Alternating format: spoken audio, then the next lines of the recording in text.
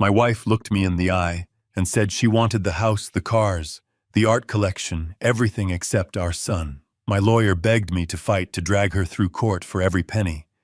Instead, I looked at her valid demands and said, "Give it all to her." Everyone thought I had lost my mind, or that old age had finally made me soft. At the final hearing, I signed over assets worth millions without blinking. She smiled that victorious shark-like smile she used when she spent my money. She thought she had stripped me bare until her lawyer leaned in and whispered 5 words that turned her face ghost white. She had no idea she was standing on a trapdoor I built 20 years ago. But before I tell you how she lost everything, let me take you back to the morning my life shattered.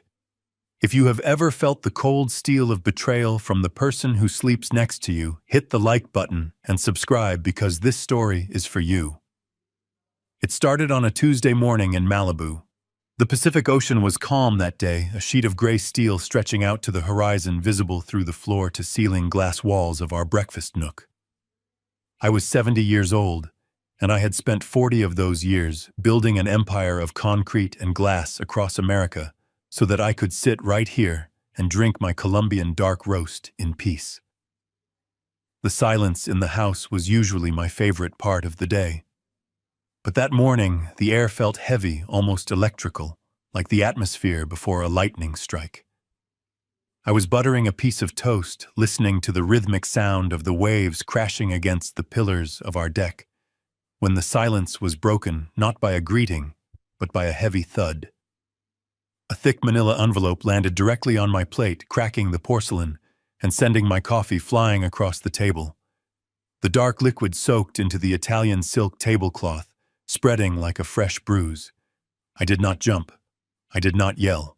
In the real estate game, panic is the first sign of weakness, so I simply picked up my linen napkin and began to dab at the spill, calmly watching the brown stain expand. I looked up. Veronica stood on the other side of the table. She was 48 years old and beautiful in that sharp, manufactured way that costs $10,000 a month to maintain. She was wearing her tennis whites, even though I knew she hadn't played a set of tennis in 3 years. Her eyes were hidden behind oversized designer sunglasses, but I could feel the coldness radiating from them. She did not ask if I was okay. She did not apologize for the mess. She simply crossed her arms and said, "Harrison, I am done. I want a divorce." I slowly placed the soiled napkin on the table. I had sensed this coming for months. The late nights, the whispered phone calls, the way she pulled away every time I tried to touch her hand. But hearing it out loud still felt like a punch to the gut. I took a breath and asked her what brought this on. She laughed a dry, humorless sound. "Look at you, Harrison. You are old. You are tired. You want to sit here and watch the waves and talk about history. I am still young. I have life to live, and I am tired of playing nursemaid to a man who is past his prime. I want my freedom." I nodded slowly, processing her words. She was right about the age gap. I never hid my age. When we married 10 years ago, she said she loved my maturity. She said she loved my wisdom. Now it seems she only loved the lifestyle my maturity could afford. I asked her what she wanted. She pointed a manicured finger at the envelope on the table. "It is all in there. My lawyers drafted it last night. I want this house in Malibu. It is my style, not yours anyway. I want the penthouse in Tribeca because I need a base in New York for Fashion Week.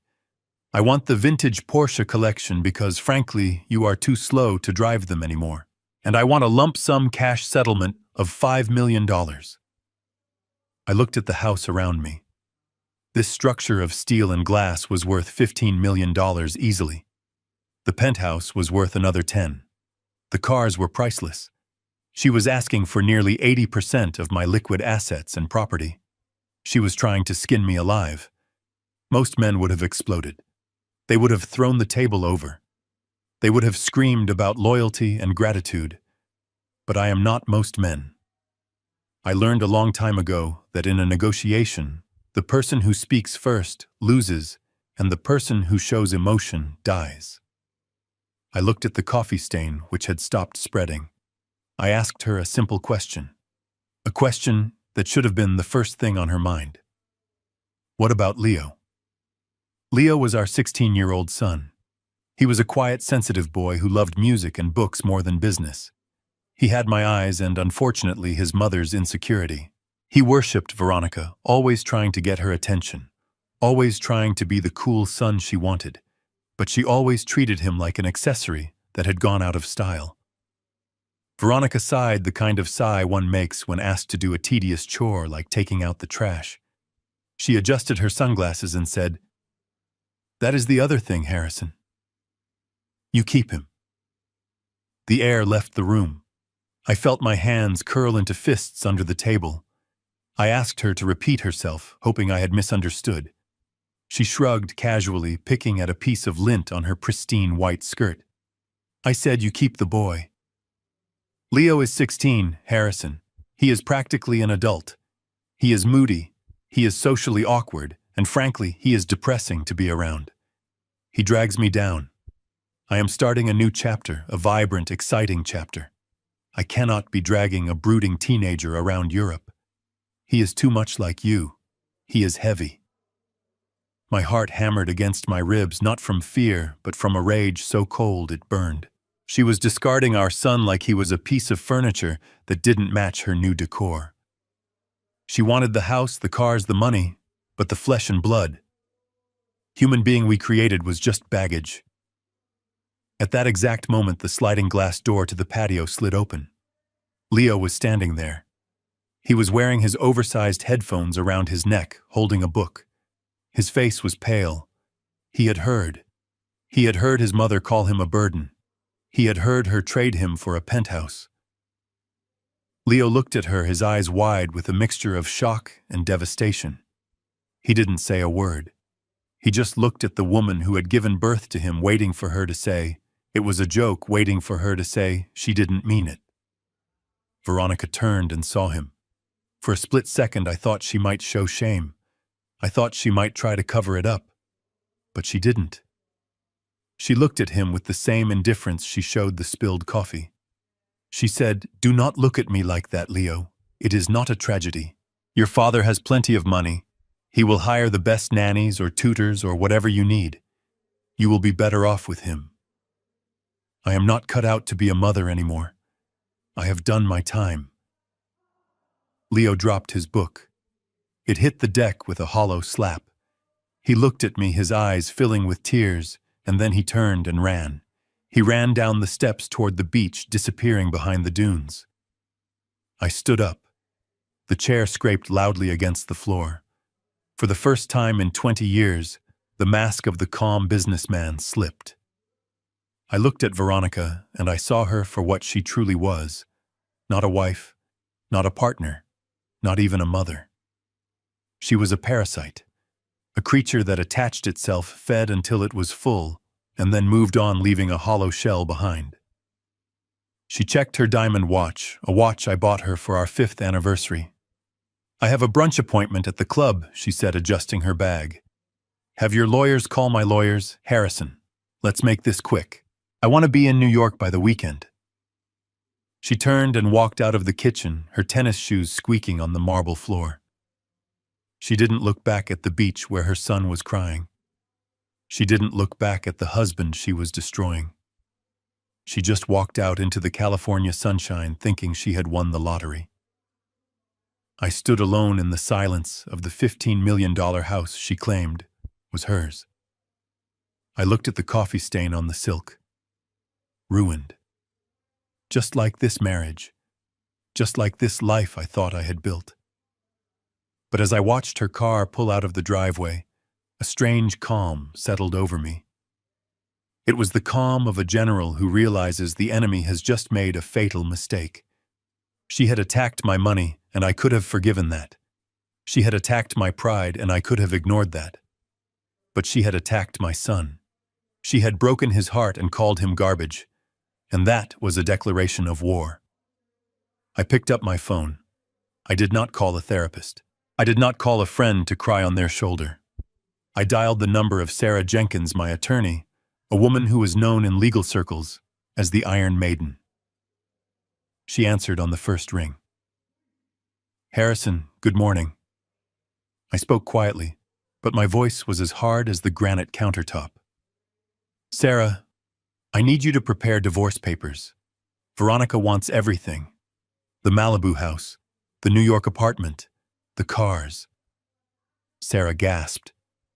"Harrison, we will fight her. We will bury her. She will not get a dime." "No, Sarah," I said, my eyes fixed on the spot where my son had disappeared. "You are going to draft the agreement exactly as she wants it. Give her the house. Give her the apartment. Give her the cars. Give her every single thing she asked for." "Harrison, have you lost your mind?" Sarah shouted. "Do it," I said, cutting her off. "But I want one clause added. Just one. And it must be non-negotiable. She must sign away all parental rights and all future claims to any assets connected to Leo. Total severance." There was a silence on the line. Then Sarah spoke, her voice confused. "Harrison, you are handing her an empire for nothing." I looked out at the ocean. The tide was going out, pulling everything with it. "I am not handing her an empire, Sarah," I said. "I am handing her a rope. She just doesn't know it yet. Get the papers ready. I want this done fast." I hung up the phone. I walked out to the deck and looked down at the beach. I saw Leo sitting on a piece of driftwood, his head in his hands. I walked down the stairs, my old knees aching with every step. I sat down beside him. I didn't say anything. I just put my arm around his shaking shoulders and held him while he cried for the mother who had just thrown him away. And as I held him, I made a promise to the universe. Veronica Clark thought she was taking everything. She thought she was walking away with the kingdom. But she had forgotten the most important rule of real estate. Always check the foundation, because she didn't know that the ground she was so eager to stand on didn't belong to her. It never had. And when the time was right, I was going to pull it out from under her feet and watch her fall. Leo stood frozen in the frame of the sliding glass door, and the silence that followed Veronica's declaration was heavy enough to crush bones. He looked small for 16. His shoulders hunched inward, as if trying to make himself invisible, a defense mechanism he had perfected over years of living with a mother who viewed him as a flaw in her perfect life. I saw the exact moment his heart broke. It wasn't a dramatic explosion or a scream. It was a subtle dimming of the light in his eyes, a resignation that no child should ever have to feel. He looked from her to me, his chest heaving, waiting for her to take it back, waiting for her to say that, of course, she wanted him, that he was the priority. But Veronica did not step forward. She did not reach out. She simply sighed, a sound of annoyance rather than regret, and reached for her mimosa. "Harrison, please handle him," she said, waving a hand dismissively towards our son. "I cannot deal with teenage angst right now. I have a schedule to keep." I stepped between them, my body acting as a shield, though I knew the damage was already done. Words are like bullets. Once they are fired, but you cannot call them back, and she had just shot him point blank in the heart. "Leo," I started, my voice trembling with a mixture of rage and grief. "Your mother is just upset. She doesn't mean it." But Veronica, cruel, beautiful Veronica, couldn't even let him have that small mercy. She set her glass down hard on the table, the crystal clinking sharply. "Stop coddling him, Harrison," she snapped, her voice cutting through the humid ocean air. "Don't make that face at me, Leo. I am not a monster. I am a realist. I am not a nanny, and I am certainly not a jailer. You are 16 years old. You don't need a mother hovering over you. You need resources. Your father has money. He has connections. He will hire people to look after you, people who are paid to deal with your moods. I have done my duty. I gave you life. Now I need to go live mine." The brutality of it was breathtaking. She spoke of our son as if he were a contract she had fulfilled, a subscription she was canceling because she found a better offer elsewhere. Leo let out a sound that was half gasp, half sob. He didn't look at me. He spun around, his sneakers screeching against the polished deck, and he ran. He didn't run toward the beach this time. He ran toward the front of the house, toward the driveway. "Leo, wait!" I shouted, ignoring the ache in my hip as I scrambled after him. I chased him through the sprawling living room, past the grand piano he used to play, before she told him it gave her a headache, past the white leather sofas we weren't allowed to sit on. I burst out the front door just in time to see him throwing himself into the passenger seat of my old Ford truck, the one vehicle Veronica refused to ride in because it smelled of dust and hard work. He slammed the door and locked it, curling into a ball against the window. His headphones pulled tight over his ears, as if to block out the world that had just rejected him. I reached the truck, breathless, my hand slapping against the window. "Leo-san, open the door. Please." He wouldn't look at me. He just shook his head, burying his face in his knees. I stood there in the driveway of my $15 million estate, feeling more helpless than I ever had when I was a poor contractor mixing cement by hand. I could buy buildings, I could reshape skylines, but I couldn't buy the pain out of my son's chest. I stayed there for a moment, my hand resting on the warm metal of the truck, promising him silently that I would fix this. I didn't know how yet, but I would fix it. I turned back toward the house. The morning sun glared off the white stucco, blinding and sharp. I walked back inside. The house was quiet again. I expected to find Veronica packing, or perhaps crying, maybe realizing the enormity of what she had just done. I walked into the kitchen. She was standing by the island, her phone pressed to her ear, examining her fingernails with critical precision. "Yes? I need an appointment for 2 o'clock, she was saying into the phone, her voice light and airy, completely devoid of the venom she had just spewed.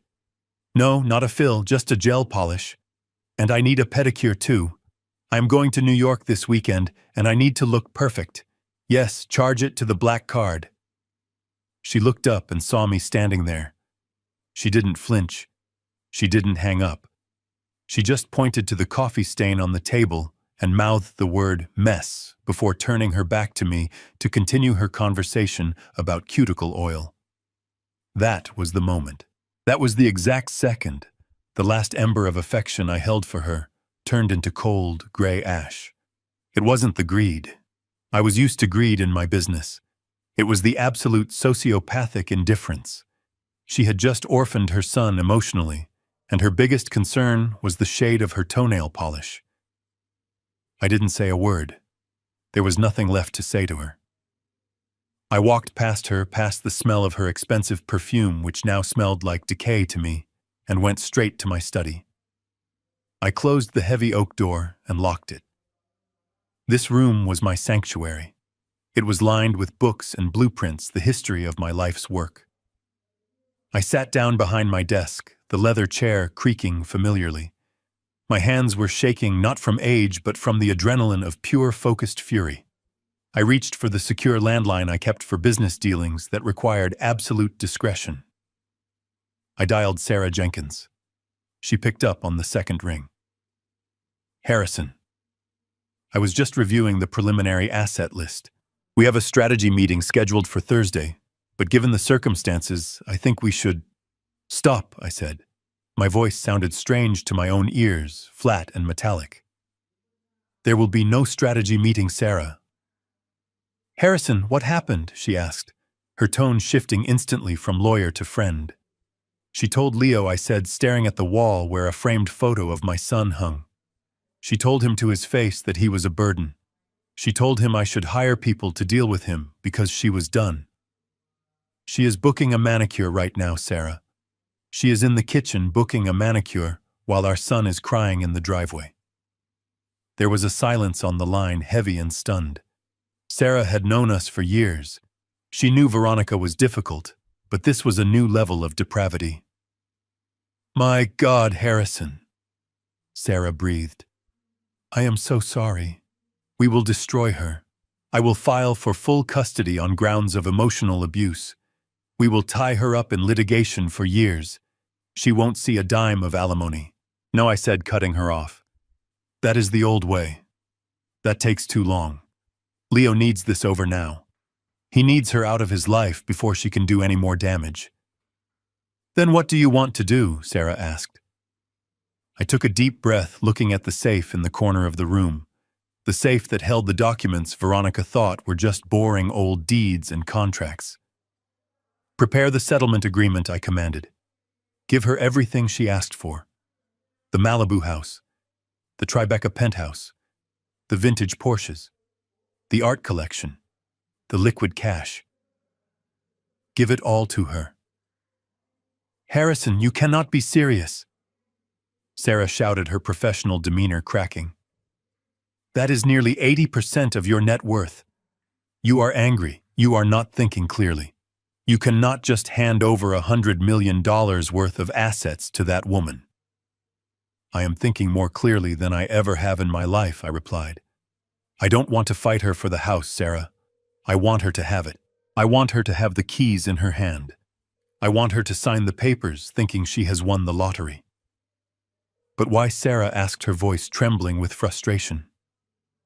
Because I need her to sign one specific document, I said, leaning forward, my voice dropping to a whisper. In exchange for the assets, I want her to sign a full and irrevocable waiver of all parental rights and any future claim to Leo's estate or guardianship. I want her to legally sever herself from him. She wants freedom. I will give her so much freedom she will choke on it. Harrison, even if she signs that giving her the properties is financial suicide, she wins. Does she? I asked. Sarah, do you remember the Phoenix Project from '98? There was a long pause. I could hear the gears turning in Sarah's brilliant legal mind. The Phoenix Project. That was the restructuring of the land trusts. But Harrison, that was decades ago. What does that have to? Her voice trailed off. I heard the sharp intake of breath as the realization hit her. Oh my God, Sarah whispered. The land leases. Exactly, I said. The leases expire at midnight on the day the divorce is finalized. But Harrison, she stammered, if the leases expire, and she owns the structures, but not the land, then she is trespassing, I finished for her. Sarah started to laugh. It was a nervous, incredulous laugh. Harrison, that is diabolical. She will be ruined. The tax implications alone. Do it, I said. Draw up the papers. Make them look standard. Let her lawyers think I am just a broken old man giving up. Let them think they crushed me. I want her to sign as fast as possible. I will have the draft ready by tonight. Sarah said, her voice now sharp with the thrill of the hunt. I hung up the phone. I stood up and walked to the window. Outside, down in the driveway, I could see the silhouette of my son sitting in the truck. I am not giving up, Leo, I whispered to the glass. I am just clearing the battlefield. I walked out of the study and back into the hallway. I could hear Veronica humming in the bedroom, the sound of zippers closing as she packed her designer suitcases. She was happy.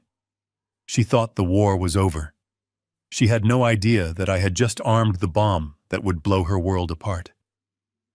The elevator ride to the 42nd floor of the Jenkins & Associates building was silent and swift. A silver bullet shooting straight into the sky. I stepped out into the lobby, which smelled of expensive leather and old money, a scent I used to find comforting, but today felt like the air inside a tomb. I walked past the receptionist who nodded with that pitying look people give you when they know you are about to lose everything. I didn't stop. I pushed open the double glass doors to Sarah Jenkins' office and walked into a storm. Sarah was not sitting behind her desk. She was standing by the window, pacing like a caged tiger. When she saw me, she didn't say hello. She slammed a stack of documents onto her mahogany conference table with a force that made the heavy wood vibrate. "You are out of your mind, Harrison," she shouted, her voice echoing off the glass walls. "I have been your attorney for 25 years. I have watched you dismantle competitors. I have watched you negotiate deals that changed the skyline of this city. And now you walk in here and tell me to hand over 80% of your net worth to a woman who is treating you like a discarded shoe. Have you lost your senses? I closed the door quietly behind me and walked to the table. The documents were there. The deed to the Malibu estate, the title transfer for the Tribeca penthouse, the registration papers for the 1964 Porsche 911, and the rest of the vintage fleet. It was a king's ransom laid out on white paper. "Sit down, Sarah," I said, my voice low and steady. "I will not sit down," she fired back, her face flushed with frustration. "Do you understand what you are asking me to do? You are asking me to facilitate the biggest robbery in the history of this firm. We have grounds to fight her, Harrison. We can prove infidelity. I have investigators who can link her to that tennis instructor in West Hollywood. We can drag this out. We can force her to settle for a fraction of this. Why are you surrendering?" I pulled out the chair at the head of the table and sat down. I picked up the deed to the Malibu house.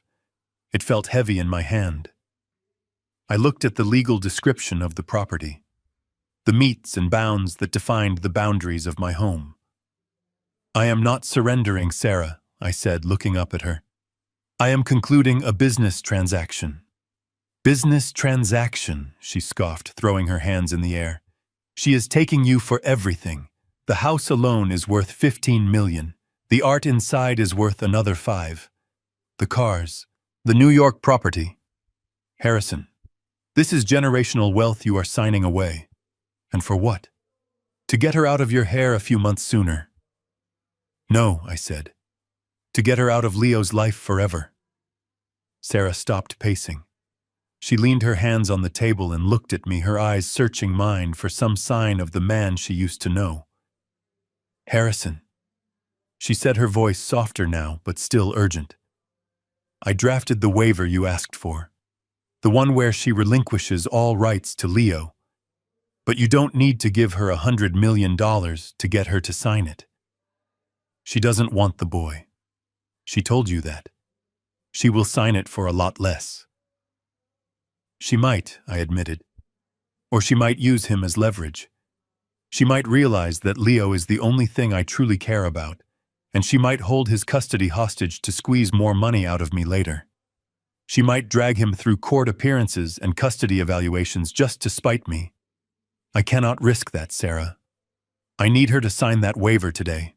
I need her to look at this pile of assets and be so blinded by greed that she doesn't even read the fine print regarding her son.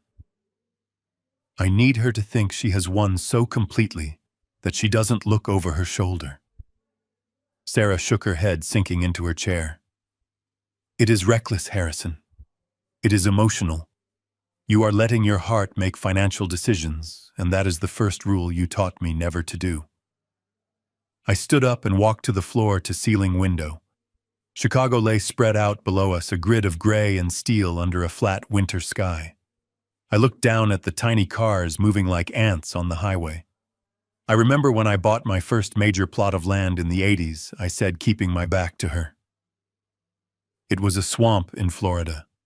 Everyone told me it was worthless. The seller was laughing when he signed the deal. He thought he had scammed a young, naive developer. He thought he had unloaded a burden on a fool. I turned back to face her. He didn't know that I had seen the municipal surveys. He didn't know the state was planning to build a highway interchange a mile away. He was so busy counting his small victory that he didn't see the empire I was about to build on that mud. Sarah stared at me, her brow furrowed. "What is your point, Harrison?" "My point is that sometimes to trap a big beast you have to use the biggest bait," I said. "You cannot catch a shark with a worm, Sarah. You have to throw a side of beef in the water. You have to let the shark think it is feeding. You have to let it taste the blood." She looked down at the papers. "This isn't a side of beef, Harrison. This is the whole cow.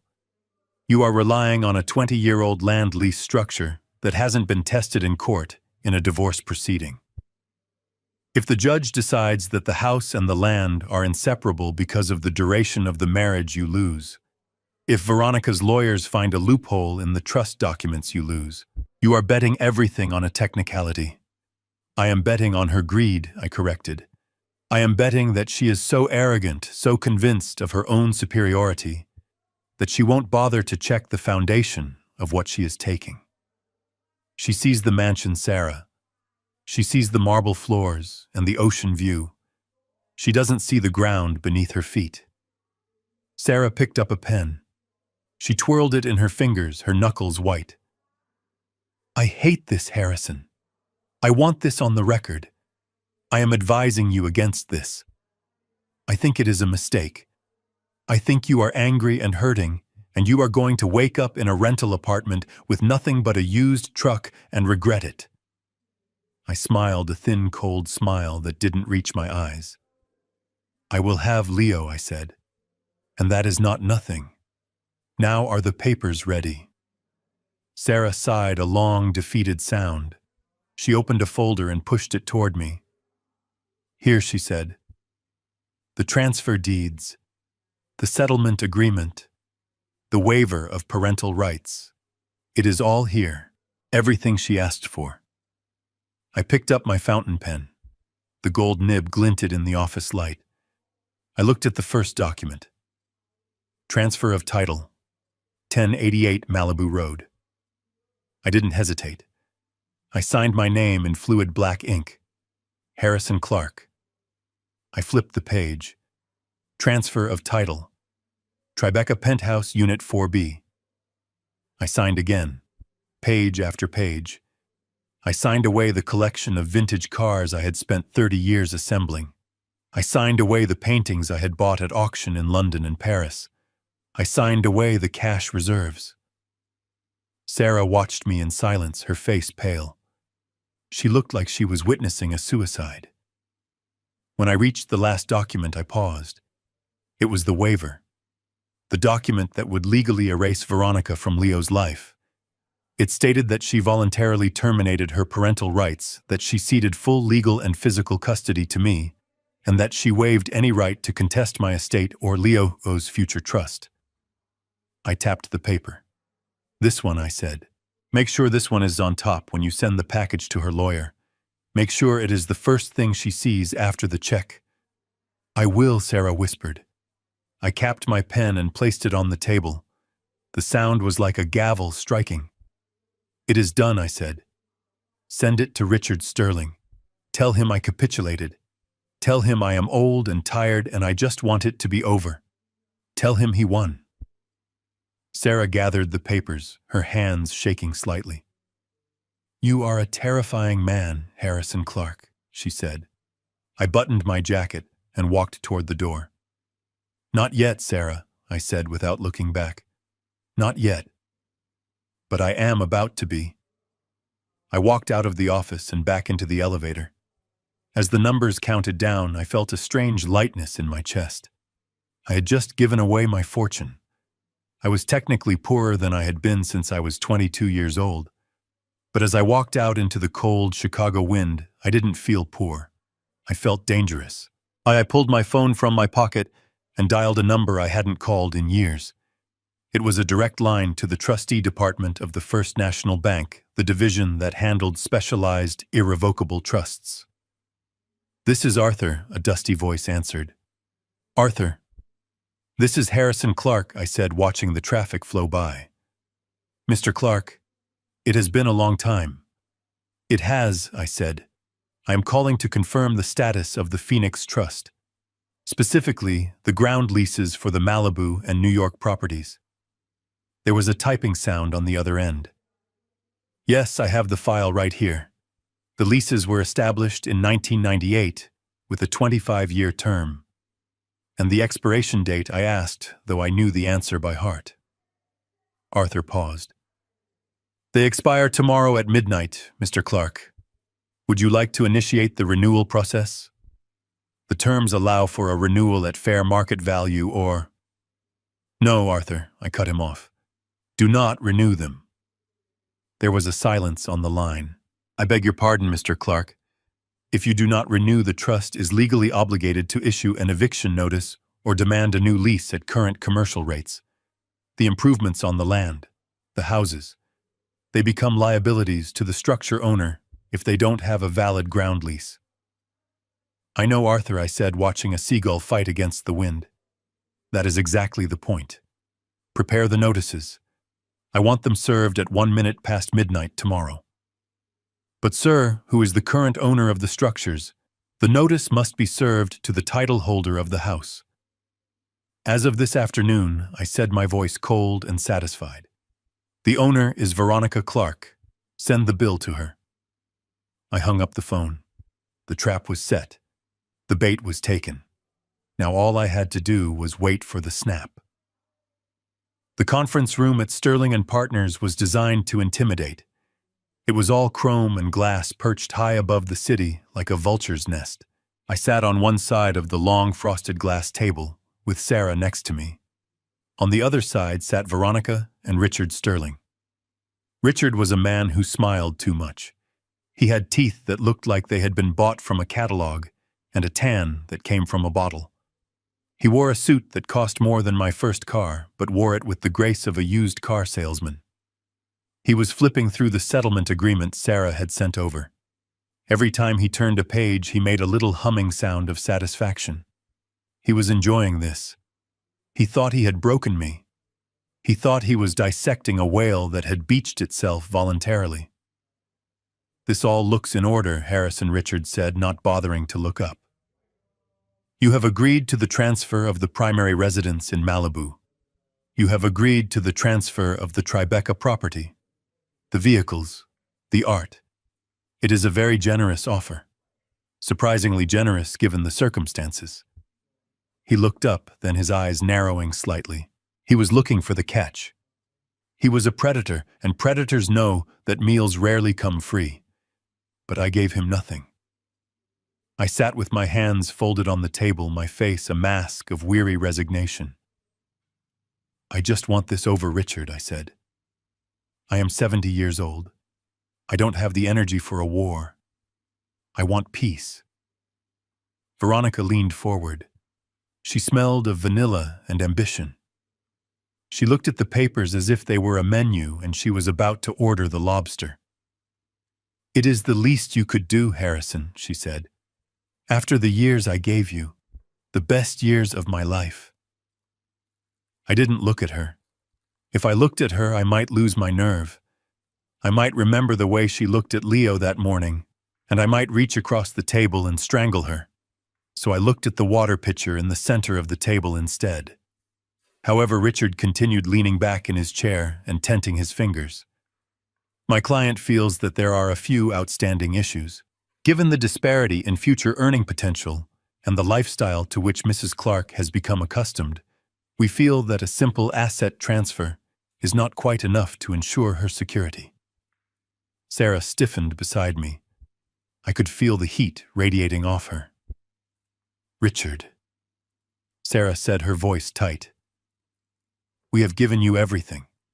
The real estate alone is worth $25 million. The cars are another $5 million. You are asking for blood from a stone. Richard smiled that oily smile again. We are asking for fairness, Sarah. Harrison is a legend. He can make more money. Veronica cannot. Therefore, we are adding 2 stipulations to the final agreement. First, we require Harrison to cover all legal fees for both parties. Sarah opened her mouth to object, but Richard raised a hand. And second, he said, dropping the hammer. We want a lump sum spousal support buyout. $2 million. Cash. Wired to Veronica's personal account within 24 hours of signing. Sarah slammed her hand on the table. Absolutely not, she shouted. That is extortion, Richard. We are walking. Harrison, get up. We are going to court. I didn't move. I watched Veronica. Her eyes had widened at the mention of the $2 million. It was a number she understood. It was tangible. It was shopping sprees in Paris. It was freedom. She was practically vibrating with greed. $2 million, I said softly. Yes, Richard said, confident now. $2 million. Or we don't sign today. We drag this out. We depose you. We audit your books going back 30 years. We make your life a living hell, Harrison. I looked at Sarah. She was red in the face, ready to fight to the death for me. She was a good lawyer, a good friend, but she didn't know the endgame. Sit down, Sarah, I said. Harrison, don't you dare, she warned. I turned to Richard. I will pay the legal fees, I said, and I will pay the $2 million. Veronica let out a little squeal of delight. She grabbed Richard's arm, squeezing it. Excellent, Richard said, pulling a pen from his pocket. Then we have a deal. Not yet, I said. Richard paused, the pen hovering over the paper. I have one condition, I said. Richard sighed. I told you, Harrison, we are not negotiating the house or the... It has nothing to do with the money, I interrupted. It has to do with the boy. Veronica's face darkened. What about him? I reached into my briefcase. I pulled out the single document I had drafted myself the night before. It was simple, brutal, and final. I placed it on the table and slid it toward her. This is a waiver of parental rights, I explained. It states that you voluntarily and irrevocably terminate all legal and physical custody of Leo Clark. It states that you waive any right to make medical or educational decisions for him. And most importantly, it states that you waive any future claim to his estate, his trust funds, or any assets held in his name now or in the future. You walk away, Veronica, completely. You never call him. You never visit him. You are not his mother anymore. You are a stranger. The room went silent. Even Richard looked uncomfortable. To sell a child was a taboo that even lawyers usually tried to dress up in nicer language. You want me to sign away my son? Veronica asked slowly. I want you to be honest, I corrected. You told him he was a burden. You told him you were done. I am just putting it in writing. You sign this and you get the $2 million. You don't sign it and the deal is off. We go to court. And in court, Veronica, I will spend every dime I have to make sure you get nothing. I will burn the money before I let you have it. She looked at the document. Then she looked at Richard. Is it legal? She asked. Richard shrugged. It is unusual. But if you sign it voluntarily, yes, it is binding. But Veronica, think about the optics. If this gets out... I don't care about optics, she snapped. I care about my future. She looked at me. Her eyes were cold, dead things. He hates me anyway, she said, justifying it to herself. He is always moping. He reminds me of how old I am getting. It is better for him this way. He needs a father. She reached for the pen. She didn't hesitate. She didn't tremble. She didn't ask to read the fine print. She didn't ask if she could say goodbye. She just saw the $2 million waiting on the other side of that signature. She pressed the tip of the pen to the paper. The scratching sound was loud in the quiet room. Veronica Clark. She signed it with a flourish. There, she said, pushing the paper back to me. He is your problem now. Where is my check? I took the waiver. I checked the signature. It was valid.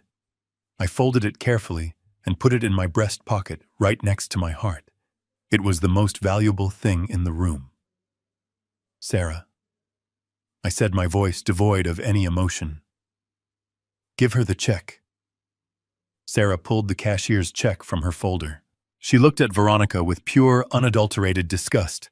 She slid the check across the glass table. Veronica snatched it up. She stared at the zeros. $2 million, plus the house, plus the apartment. She was rich. She was free. She stood up, smoothing her skirt. Well, Harrison, she said, flashing a bright, winning smile. I suppose this is goodbye. No hard feelings, right? It was just business. I looked at her. I looked at the woman who had just sold her child for the price of a condo. Yes, Veronica, I said. Just business. Richard stood up, shaking my hand. A pleasure doing business with you, Harrison.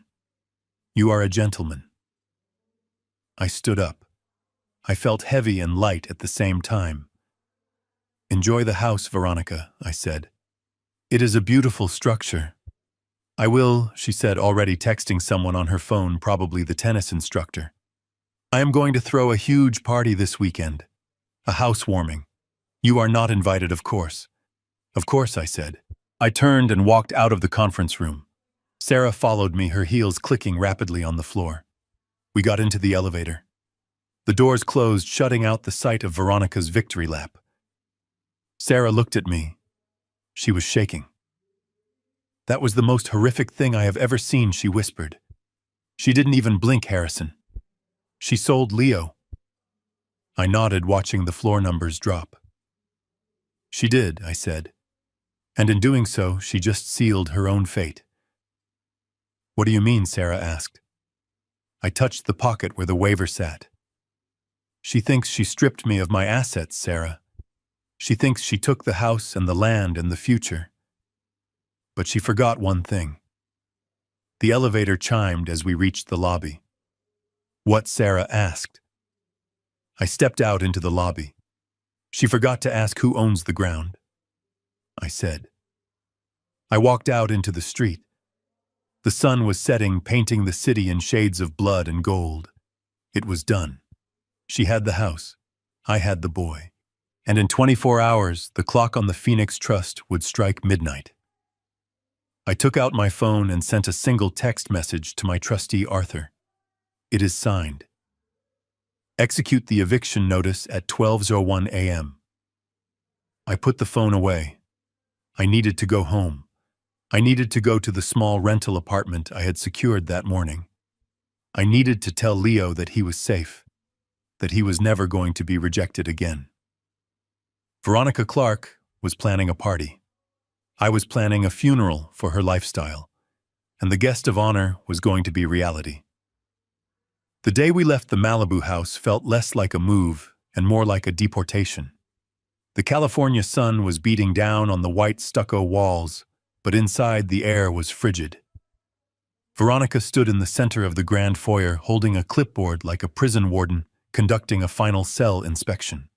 She was wearing a silk caftan and sipping sparkling water, watching with hawk-like intensity as Leo and I carried our lives out in cardboard boxes. She wasn't helping. She was auditing. Every time I reached for something that wasn't strictly clothing or personal toiletries, she would clear her throat and point a manicured finger at the list in her hand. Not that painting, Harrison, she said, as I reached for a small seascape that I had bought in a street market in Lisbon 30 years ago. That is listed on the inventory under wall art. It stays. It cost $50, Veronica. I said, my voice heavy with exhaustion. It has no value. It has aesthetic value, she corrected, marking something on her clipboard. It ties the room together.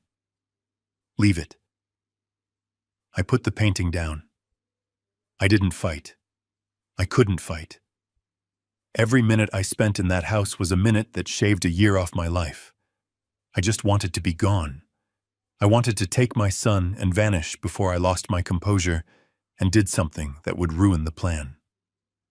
I walked to Leo's room. He was packing his books, his hands moving with a slow, heavy sadness that broke my heart. His room, which used to be his sanctuary, was now just a collection of assets owned by his mother. She had already tagged his gaming computer and his television with little blue stickers that meant, "Do not remove." Just the clothes, Leo, I said gently, and the books. Leave the rest. We will buy new things, better things. He looked at me, his eyes red. It isn't about the things, Dad. It's that she wants them more than she wants me. She wants my TV, but she doesn't want me to watch it. I pulled him into a hug. I know, son. I know. But we are leaving, and that is the most important thing. We are escaping. We carried his boxes out to the driveway.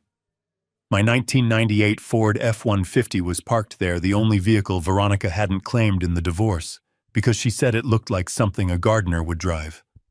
It was rusted, the suspension was shot, and the air conditioning hadn't worked in a decade, but it was mine. It was the only thing on this property that was truly mine anymore. We were loading the last of the boxes into the truck bed when I heard a commotion from the living room. I dropped the tailgate and ran back inside. Leo was standing by the grand piano in the corner of the living room.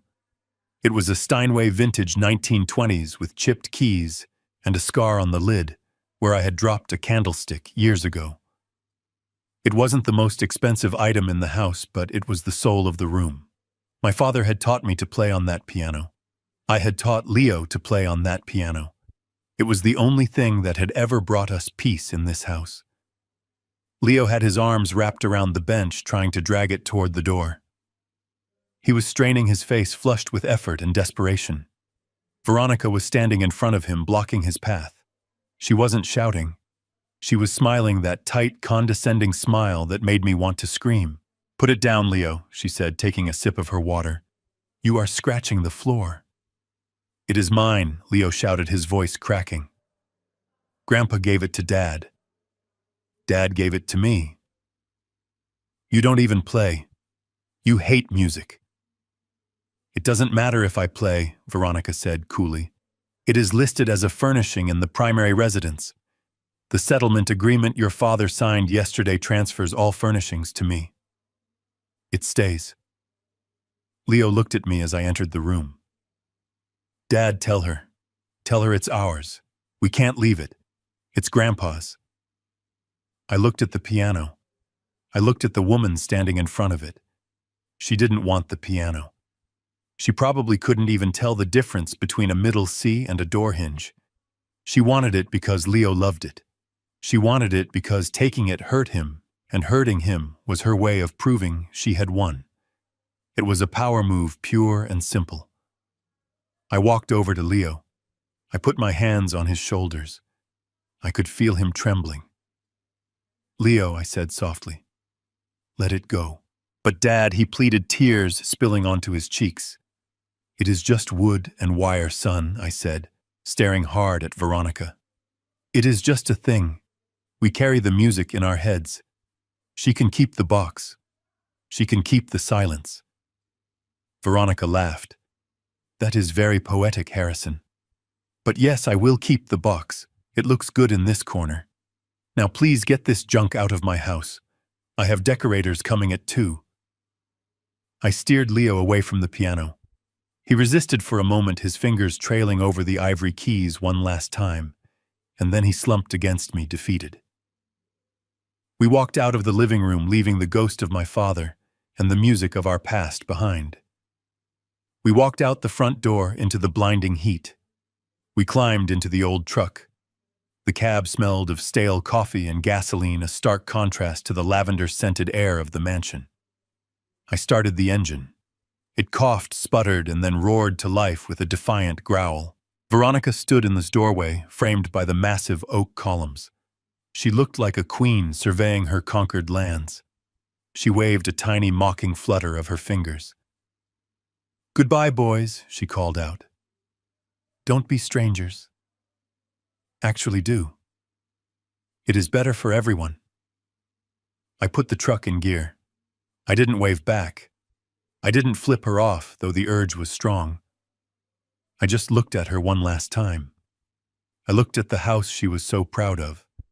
I looked at the land she was standing on. Leo was crying silently in the passenger seat, looking out the side mirror as his childhood home receded into the distance. I reached over and squeezed his knee. "Don't look back."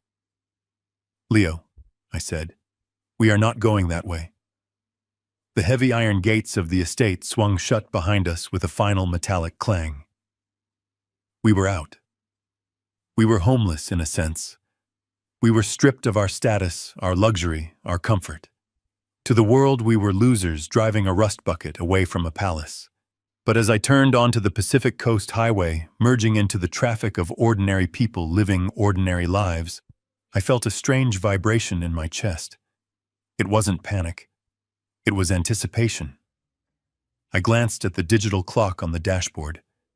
It was 11 a.m. 13 hours.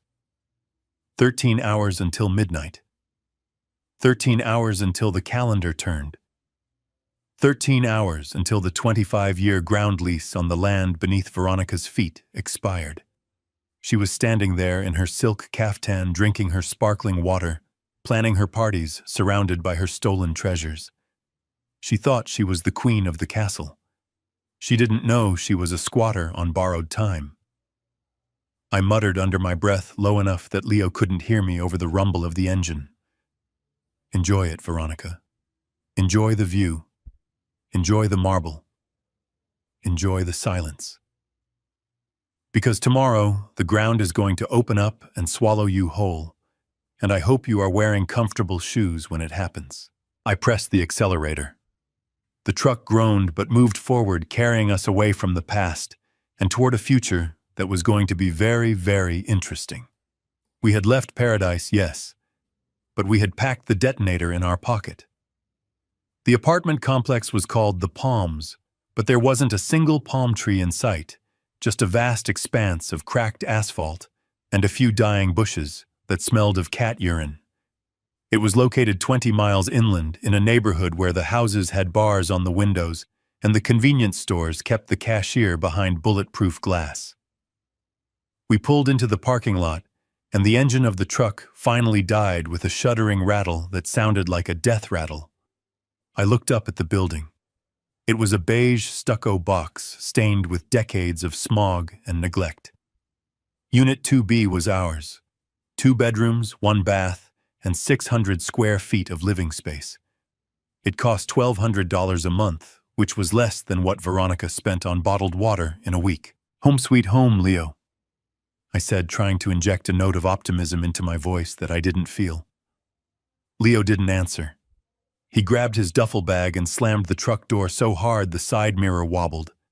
He walked toward the stairwell, his head down, his headphones on, trying to block out the sound of a couple arguing loudly on a balcony above us. We carried the boxes up the stairs. The elevator was out of order, a piece of paper taped to the doors, with the words broken scribbled in black marker. My knees popped and ground with every step. At 70 years old, carrying 40-pound boxes up 2 flights of concrete stairs is not exercise, it is torture. But I did it. I carried box after box, sweating through my shirt, my breath coming in short, sharp gasps. When we finally got everything inside, the apartment was stiflingly hot. The air conditioning unit in the window was ancient and covered in a layer of grime that suggested it hadn't been turned on since the Reagan administration. I flipped the switch and it coughed out a cloud of dust and a noise like a jet engine. But the air that came out was barely lukewarm. Leo dropped his bag in the center of the living room. The carpet was a shade of brown that was designed to hide stains, but failed to hide the cigarette burns near the door. The walls were thin. We could hear the bass of a stereo thumping from the unit next door, and the sound of a baby crying from the unit below. Leo looked around.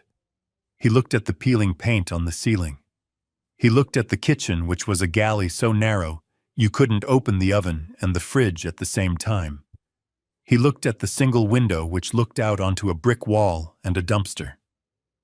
"This is it," he asked, his voice flat and dead. "This is where we live now." "It is temporary, son," I said, wiping the sweat from my forehead with a handkerchief. "Just until we get settled. Just until the dust settles." He turned to look at me, and for the first time since we left Malibu, the sadness in his eyes was replaced by a white-hot anger. "Temporary," he repeated. "Dad, look at this place. It is a dump. It smells like mold and old soup. We had a mansion this morning. We had a beach, and now we are here. Why?" I walked to the kitchen sink to get a glass of water. I turned the handle. The faucet groaned, and a stream of brown water sputtered out, followed by a steady, rhythmic drip that echoed in the small space. Drip, drip, drip. "I told you, Leo," I said, watching the water run until it turned clear. "I made a deal.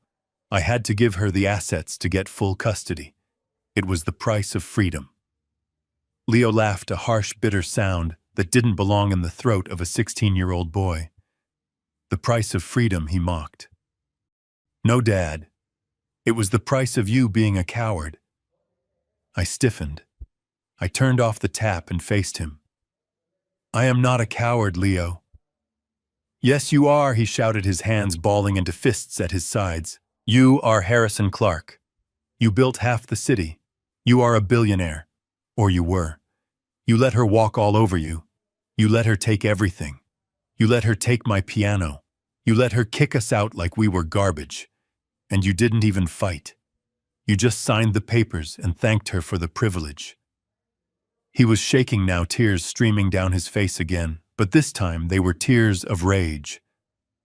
Why do we have to live like this? He screamed, gesturing at the moldy walls. You have money, Dad. I know you have money. Why are we playing poor? Why are we punishing ourselves? Is it some kind of lesson? Are you trying to teach me character?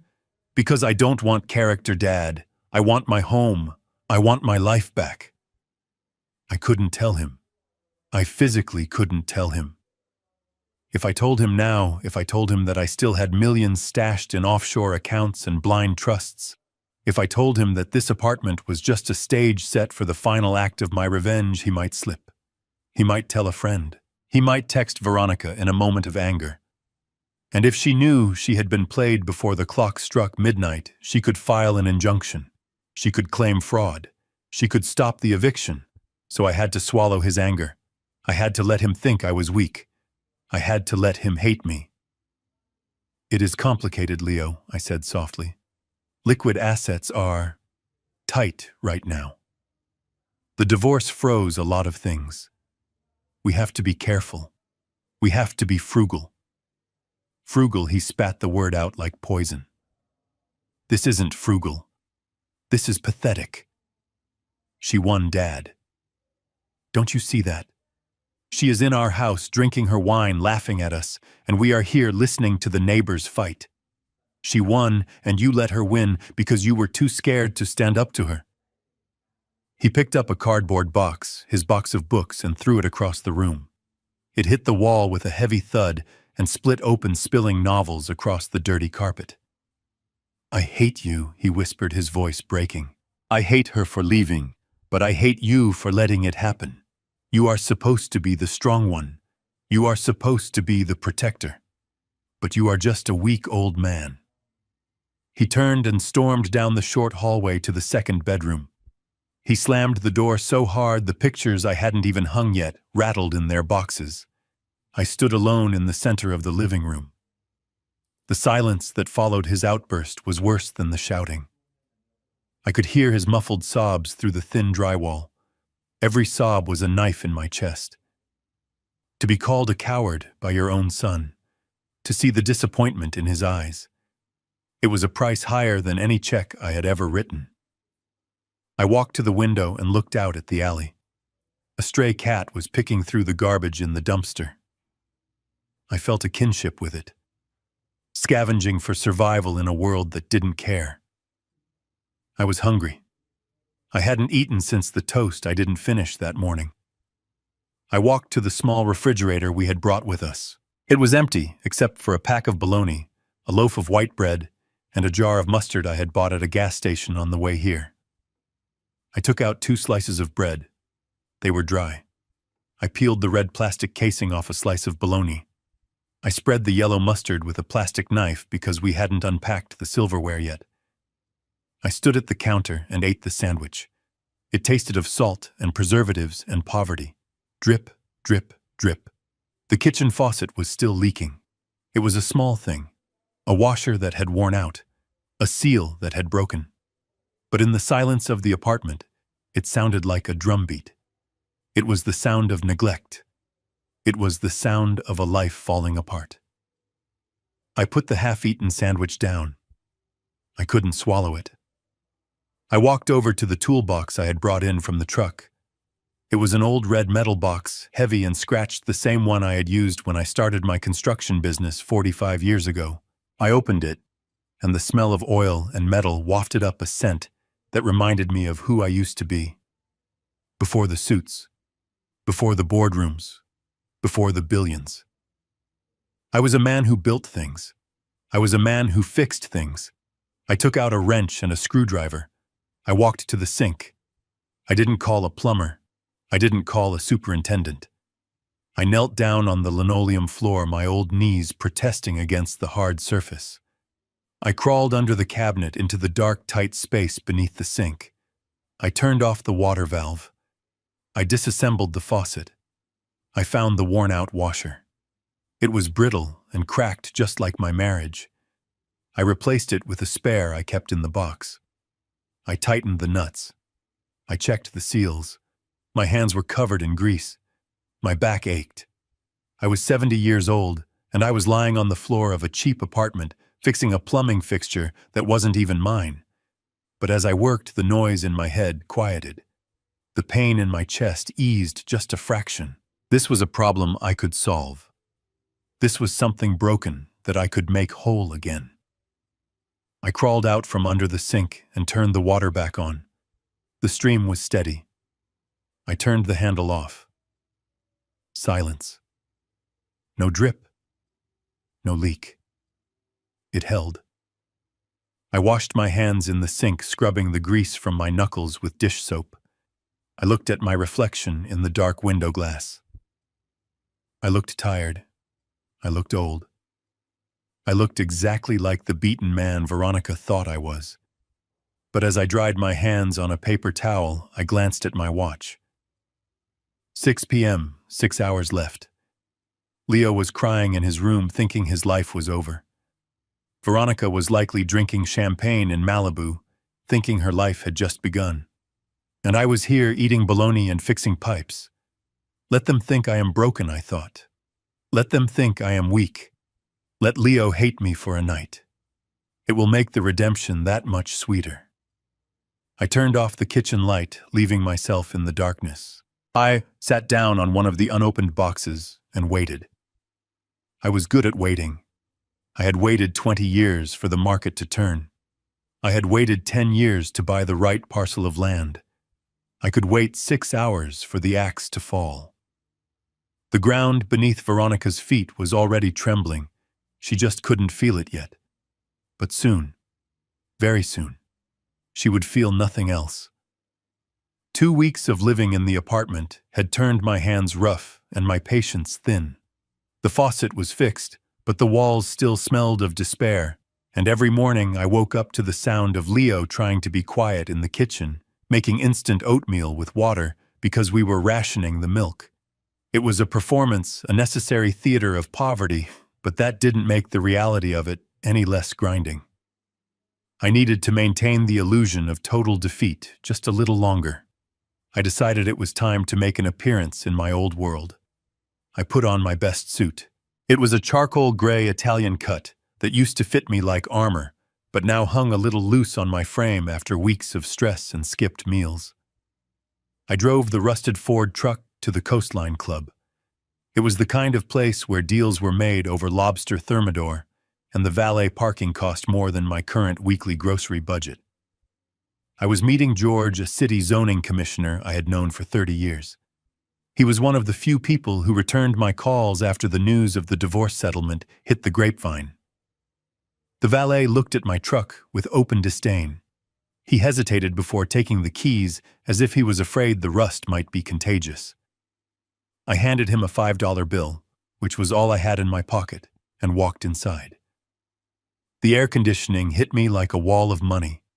The smell of truffle oil and expensive perfume filled my lungs, reminding me of everything I had voluntarily walked away from. I sat at a corner table with George. He looked uncomfortable. He kept checking his watch and glancing around the room, as if being seen with me might damage his credit rating. We ordered lunch. I ordered the soup. George ordered the steak. "So Harrison," George said, cutting into his meat, "I heard about the settlement. Total capitulation. That does not sound like you." I took a sip of water. "I am tired, George. I just wanted to ensure Leo was taken care of. I wanted a clean break." George shook his head. "You gave her everything, Harrison. The rumor is you are liquidating assets just to pay the legal fees. People are saying you lost your touch, that you went soft. Let them talk, I said. Reputation is a currency, George, but peace of mind is an asset.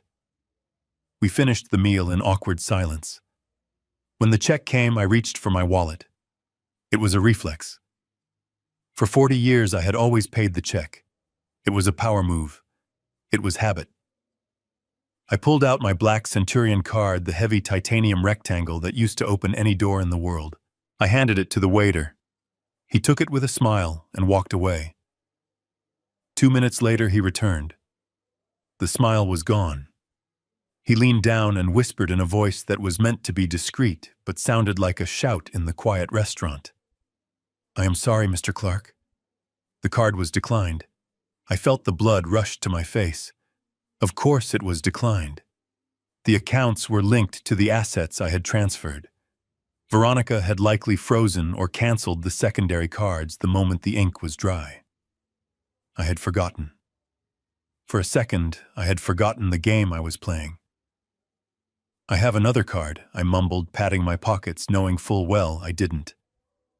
I left my wallet in the "Do not bother, Harrison." The voice came from behind me. It was sharp and amused and familiar. I froze. The restaurant seemed to go silent. I turned around. Veronica was standing there. She looked radiant. She was wearing a new Chanel dress that I knew cost $6,000. Her hair was lighter, her skin glowing with expensive treatments.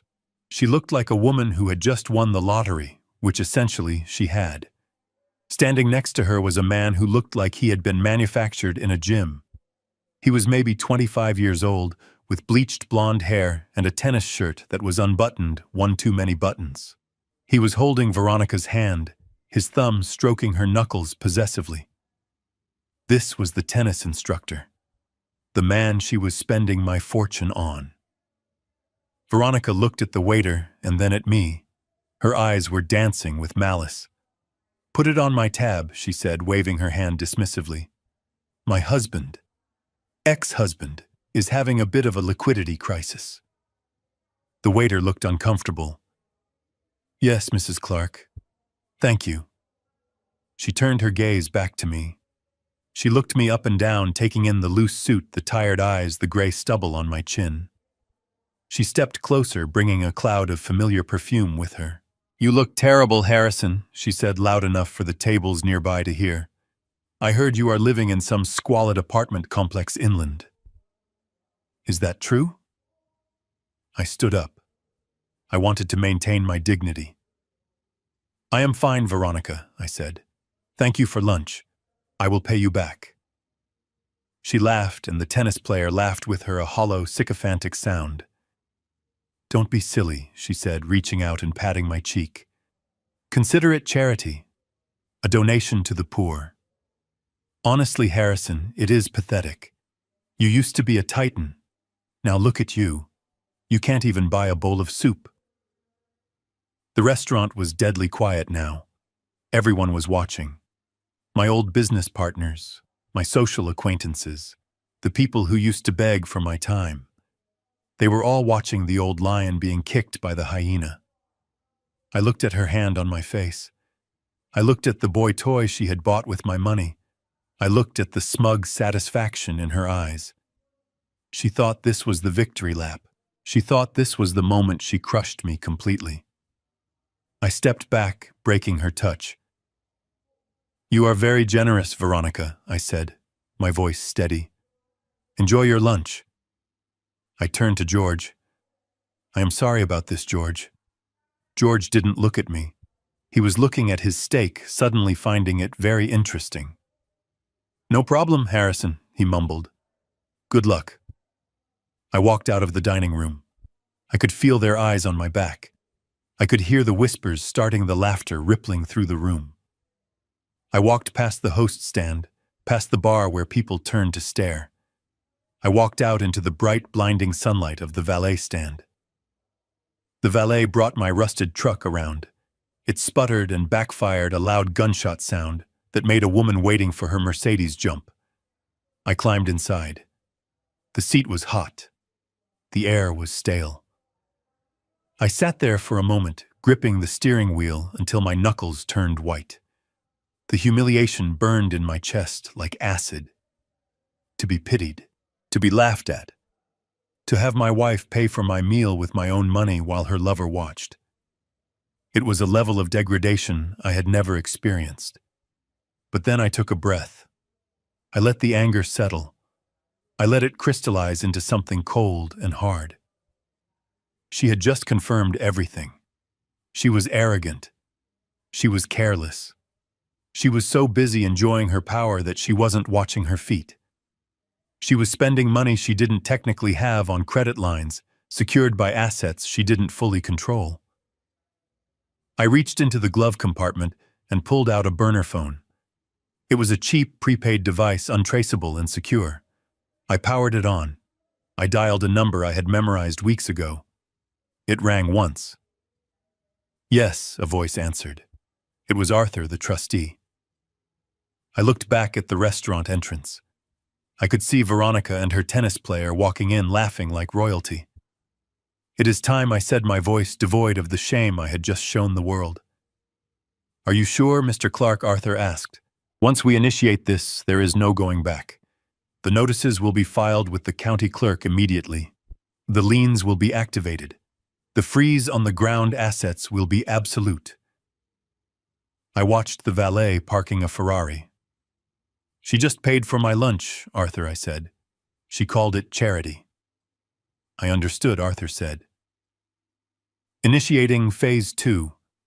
The eviction notices for the Malibu property and the New York penthouse will be served within the hour. The tax lien transfer notices for the land usage will follow by courier. Good, I said. And Arthur? Yes, sir. Make sure the process server knocks loudly. I want her to hear it over the sound of her own voice. I hung up the phone and snapped it shut. I threw it onto the passenger seat. I put the truck in gear and pulled out into traffic. The humiliation was gone. The shame was gone. All that was left was the cold, mechanical ticking of a clock that had just run out of time. Veronica thought I was pathetic. She thought I was finished. She didn't know that I was just the distraction. The real show was about to start, and the admission price was going to cost her everything she had. Back in the suffocating quiet of the apartment, I did not sleep. The humiliation at the restaurant had settled into a cold, hard knot in my stomach, but it was not fear, it was fuel. I waited until Leo's breathing in the next room evened out into the heavy rhythm of teenage sleep before I knelt down beside the stack of boxes in the corner. Veronica had supervised the packing with the eye of a vulture looking for carry-on, but she had only been looking for things that glittered. She wanted the silver, the crystal, the first editions. She had completely ignored the battered gray metal lockbox that I had kept under my desk for 20 years. To her, it looked like a container for tax receipts or old warranty manuals. To me, it was the nuclear football. I pulled the box onto the linoleum floor. It was heavy, dense with the weight of paper and secrets. I dialed the combination on the rusty tumbler. 3, 2, 9. It clicked open with a sound that felt loud in the small room. Inside there were no diamonds, no stacks of cash, just files. Manila folders worn soft at the edges, smelling of dust and time. I flipped past the birth certificates and the insurance policies until I found the one at the very back.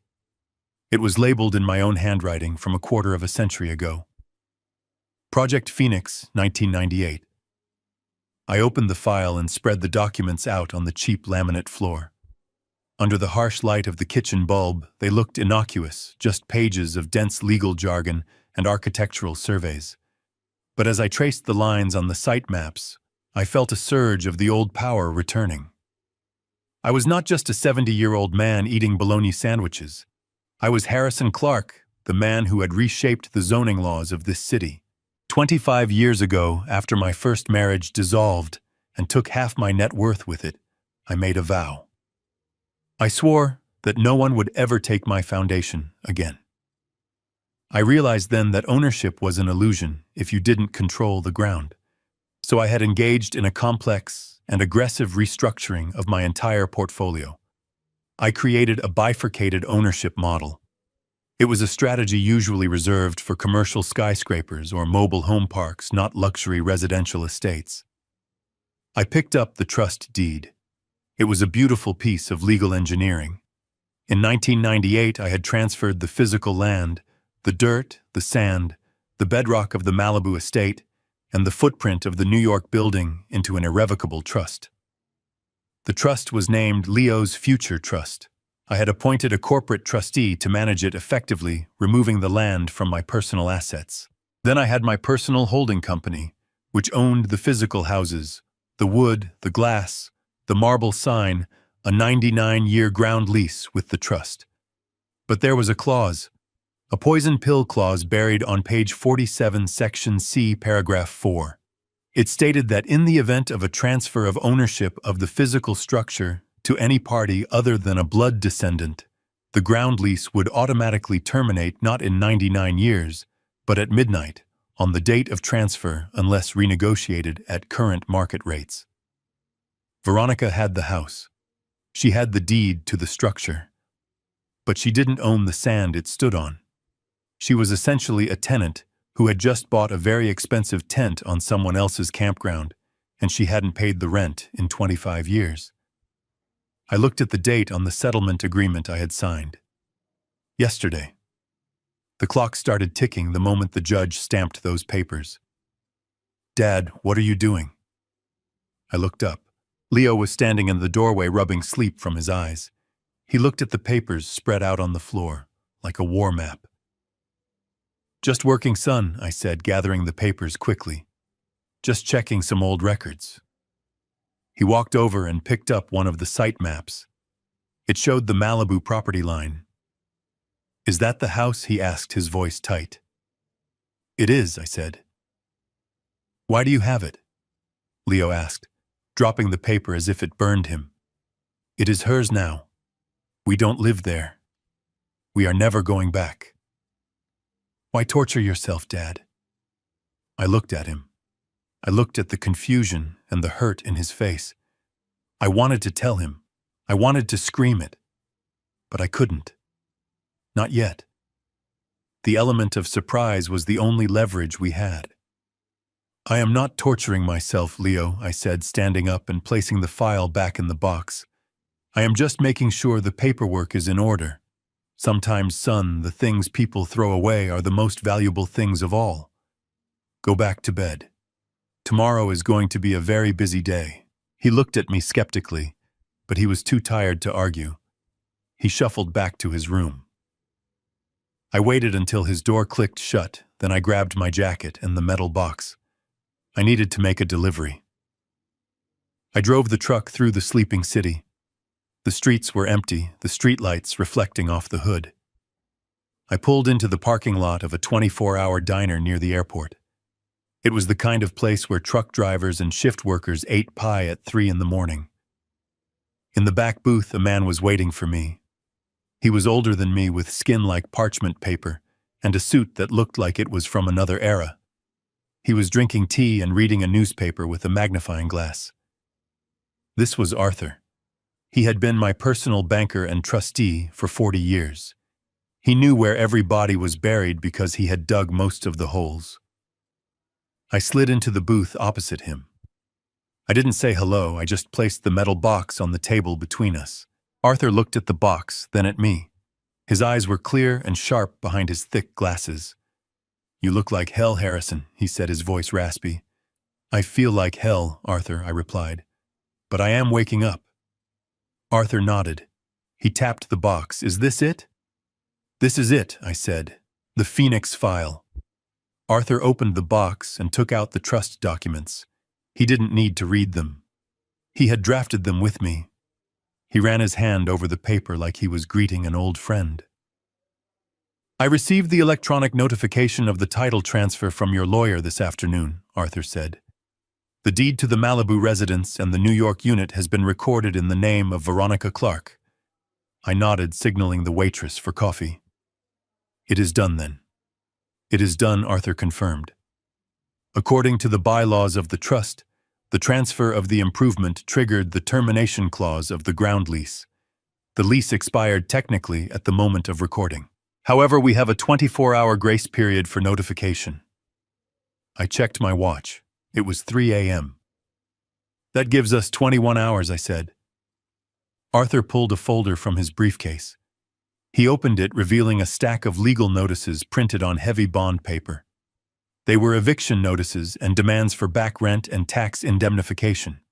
I have taken the liberty of calculating the current market value of the ground rent, Arthur said, pushing a spreadsheet toward me.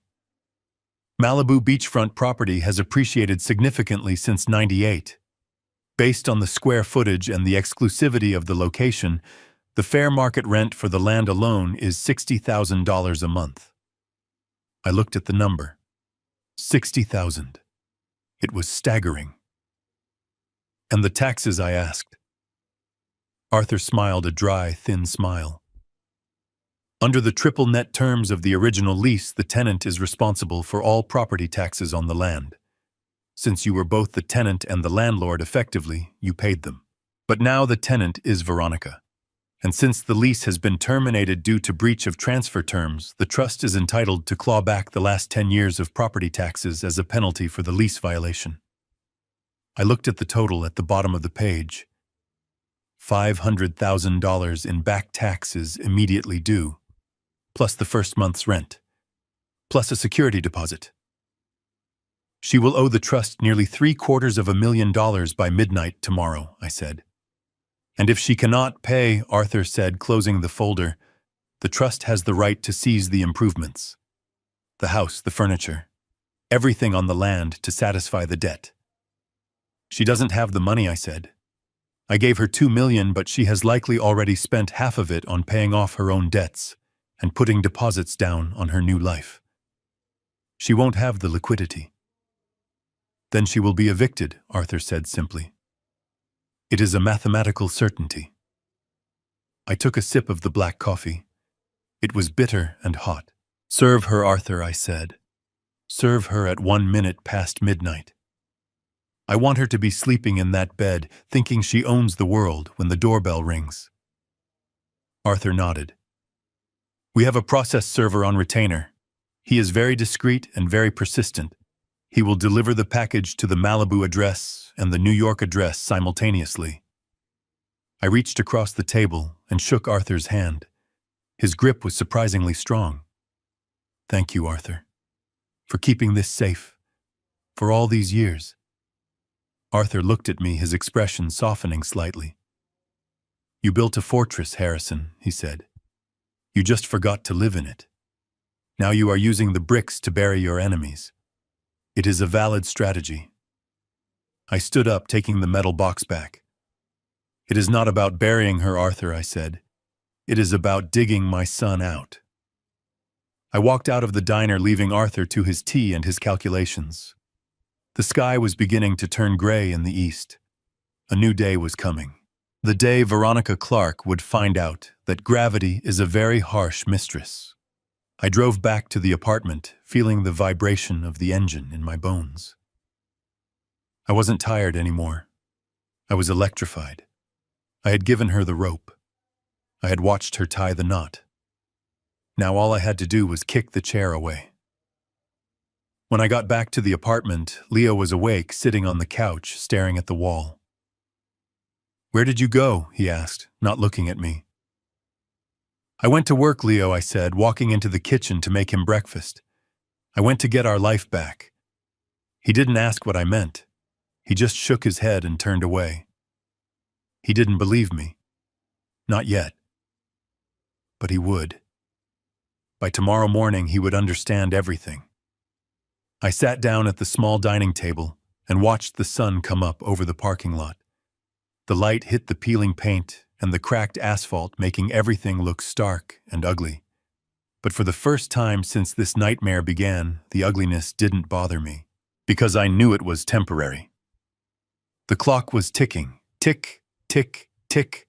Every second brought Veronica closer to the edge of the cliff she didn't even know she was standing on. And I was going to enjoy the fall. The lights of the Malibu mansion were blazing so brightly, they probably served as a beacon for ships at sea. From where I sat in my darkened truck parked a quarter-mile down the coast highway, I could see the glow radiating into the night sky. It was the color of burning money. Veronica was not known for subtlety. She was throwing a housewarming party to end all housewarming parties, a coronation ceremony for the Queen of the Coast. Inside, I knew exactly what was happening. I could picture it with the clarity of a man who had watched her operate for a decade. The champagne would be vintage Dom Perignon, flowing like water into crystal flutes. The music would be loud, a thumping bass line shaking the floors I had laid myself. She would be wearing something white, something bridal, something that screamed innocence while she stood in the center of the wreckage she had caused. She was surrounded by her court. The tennis instructor was there, of course, probably wearing a linen suit she had bought him yesterday. Her friends from the club, the women who had whispered about me behind my back, were there drinking my wine and laughing at my expense. They were toasting her victory. They were celebrating the liberation of Veronica Clark from the tyranny of her boring old husband. I checked my watch. It was 11:55. 5 minutes. I imagined Veronica raising her glass. I could almost hear her voice, shrill and triumphant, cutting through the noise. To me, she would be saying, "To the Queen of the Castle, to getting what we deserve." She had no idea how right she was. She was about to get exactly what she deserved. At the service entrance of the estate, a nondescript gray sedan pulled up. It wasn't a guest. It wasn't a caterer. It was a man named Mr. Henderson, not my accountant, but a process server Arthur had hired. A man who specialized in delivering bad news to people who didn't want to hear it. He checked his watch. He waited. He was a professional. He wouldn't knock a second before midnight. The law is precise, and so was he. Inside the house, the party was reaching its peak. Veronica was likely giving a tour, showing off the master bedroom, showing off the ocean view from the balcony, boasting about how she had negotiated the settlement. She would be pointing out the art on the walls, claiming she had curated it. She would be touching the marble countertops, claiming ownership over every square inch of stone and glass. Midnight struck. The 12th chime of the grandfather clock in the hall would have been drowned out by the music, but the doorbell was loud. It was a deep, resonant gong that echoed through the house. Veronica probably frowned. Who could be arriving at midnight? Perhaps a surprise guest. Perhaps a celebrity. She loved surprises when they were wrapped in gold paper. She walked to the door, her heels clicking on the foyer tiles. She opened it, expecting a gift. She found a man in a cheap suit holding a thick envelope. "Delivery for Veronica Clark," the man said, his voice flat and bored. Veronica laughed, a bubbly champagne-fueled giggle. "Oh, is it a singing telegram?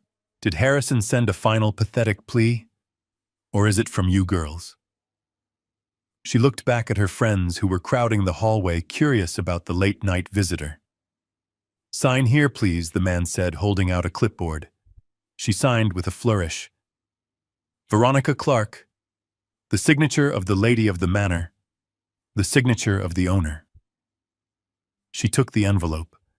It was heavy, thick, official. The man didn't say congratulations. He didn't say enjoy the party. He simply turned and walked away, disappearing into the darkness. Veronica closed the door. She stood under the $10,000 chandelier, holding the grenade I had pulled the pin on 24 hours ago. "Open it," someone shouted. "Let's see what it is." She tore open the envelope. She pulled out the stack of papers. The top page was not a greeting card. It was not a check. It was a legal notice printed on heavy bond paper with the letterhead of the Leo Clark Future Trust. She squinted, trying to focus her eyes. The alcohol was making the words swim, but the header was bold and impossible to miss. "Notice of termination of ground lease and demand for immediate removal of improvements." She read it again. Termination. Removal. Improvements. The words didn't make sense together. She owned the house. She had the deed. I had signed it over. She flipped the page. Notice of delinquent ground rent and tax indemnification. Amount due immediately. $742,000. She started to laugh. It was a loud, incredulous laugh that made her guests smile uncertainly. "What is it?" Veronica, her tennis player, asked, coming up behind her and wrapping his arms around her waist. "Who is it from?" "It is a joke," she screeched, waving the papers in the air. "It is a prank. Harrison is trying to be funny. Listen to this, everyone." She cleared her throat, striking a dramatic pose. "It says, I have to remove the improvements from the land." Remove the improvements. That means the house. He wants me to move the house. Can you believe it? He says the ground lease has expired. The guests laughed. It sounded absurd. Move a $15 million mansion. It was obviously a bitter old man's joke.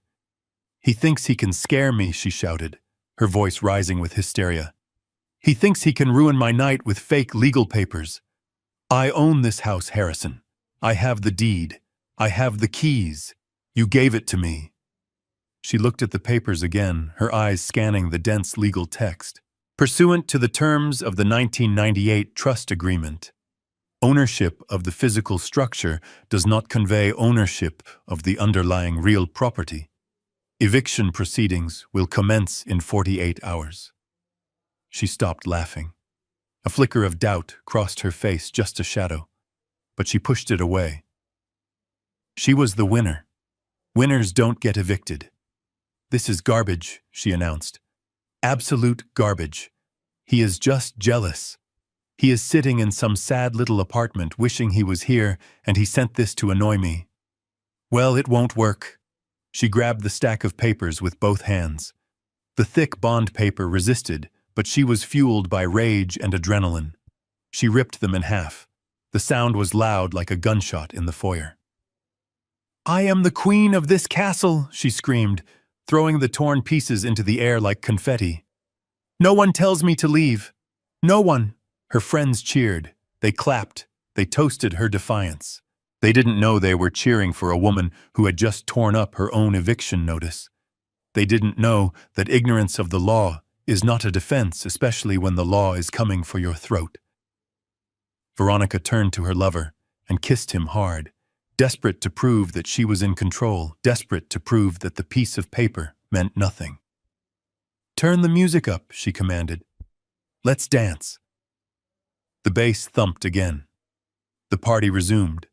Veronica danced in the center of the room, spinning and laughing, stepping on the torn scraps of paper scattered on the marble floor. She was dancing on the wreckage of her own future. From my truck, I watched the lights flicker as the music pumped. I didn't need to see inside to know what she had done. I knew her. She would tear it up. She would deny it. She would double down on her delusion. That was exactly what I wanted. By tearing up the notice, she had technically been served, but had chosen to ignore it. She wasn't calling a lawyer. She wasn't calling the bank. She was dancing. Every minute she spent dancing was a minute she wasn't preparing a defense. Every bottle of champagne she opened was another nail in the coffin. I put the truck in gear. My work here was done for the night. The seed of doubt had been planted, even if she tried to rip it out. When she woke up tomorrow with a hangover and the realization that the papers were real, the panic would set in, and by then it would be too late. I drove away from the glow of the mansion back toward the dark reality of my apartment. But the darkness didn't feel heavy anymore. It felt like cover. It felt like strategy. Veronica was the queen of the castle for one more night. But the king had returned, and he had brought the chessboard with him.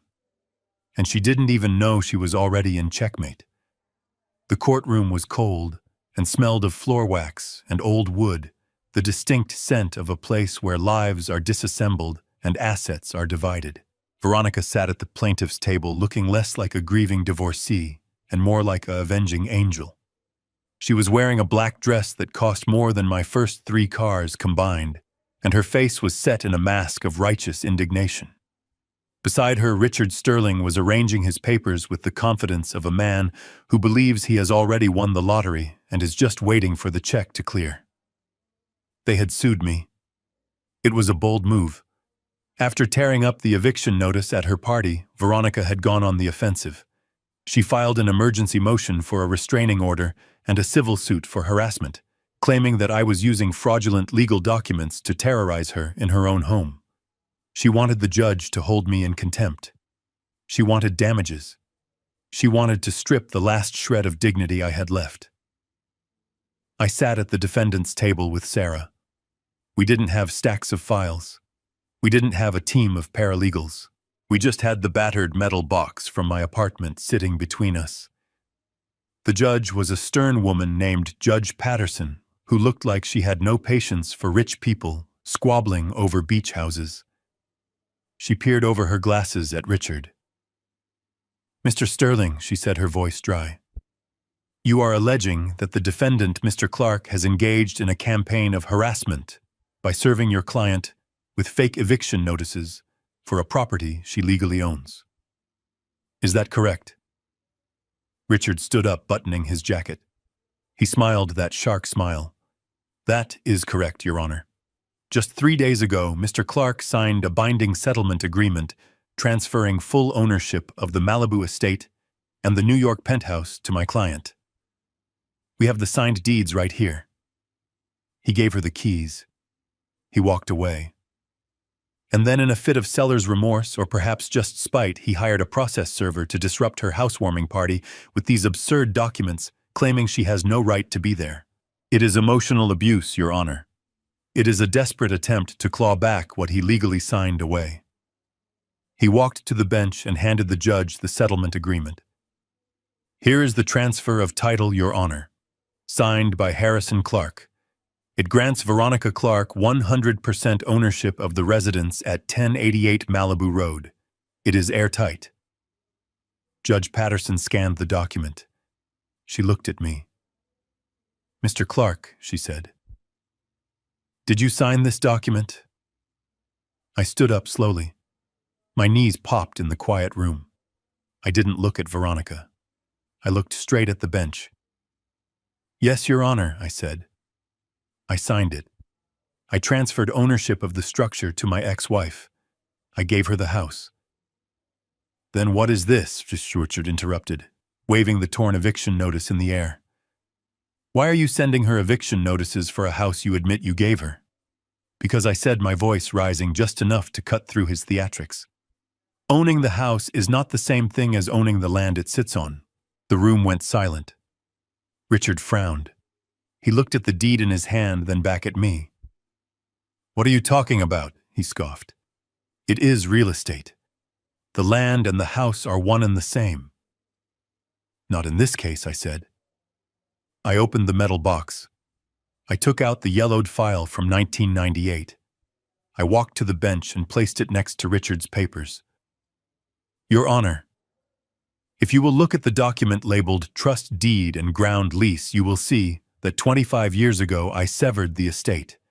I transferred the underlying real property, the land itself, into an irrevocable trust called the Leo Clark Future Trust.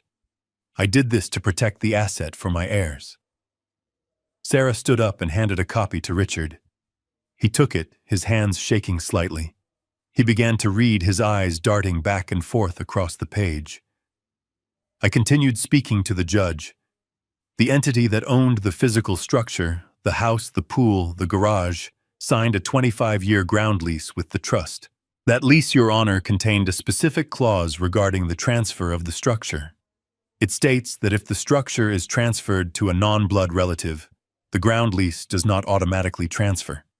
It terminates. Judge Patterson flipped through the old file. She found the clause. She read it silently, her lips moving slightly. Richard looked up from the paper, his face draining of color. He looked at Veronica, who was staring at him with wide, confused eyes. "Richard," she hissed. "What is he saying?" He is saying, Richard stammered, that you own a pile of bricks, Veronica, but you don't own the ground. Objection, Richard shouted, turning back to the judge, desperate to regain control. This is archaic. This is a technicality. The settlement agreement clearly implied the transfer of the entire property. The intent was clear. The intent of the settlement agreement was to transfer the assets listed, I countered. The asset listed was the residence, the structure. The land was never listed because I didn't own the land personally. The trust owned it.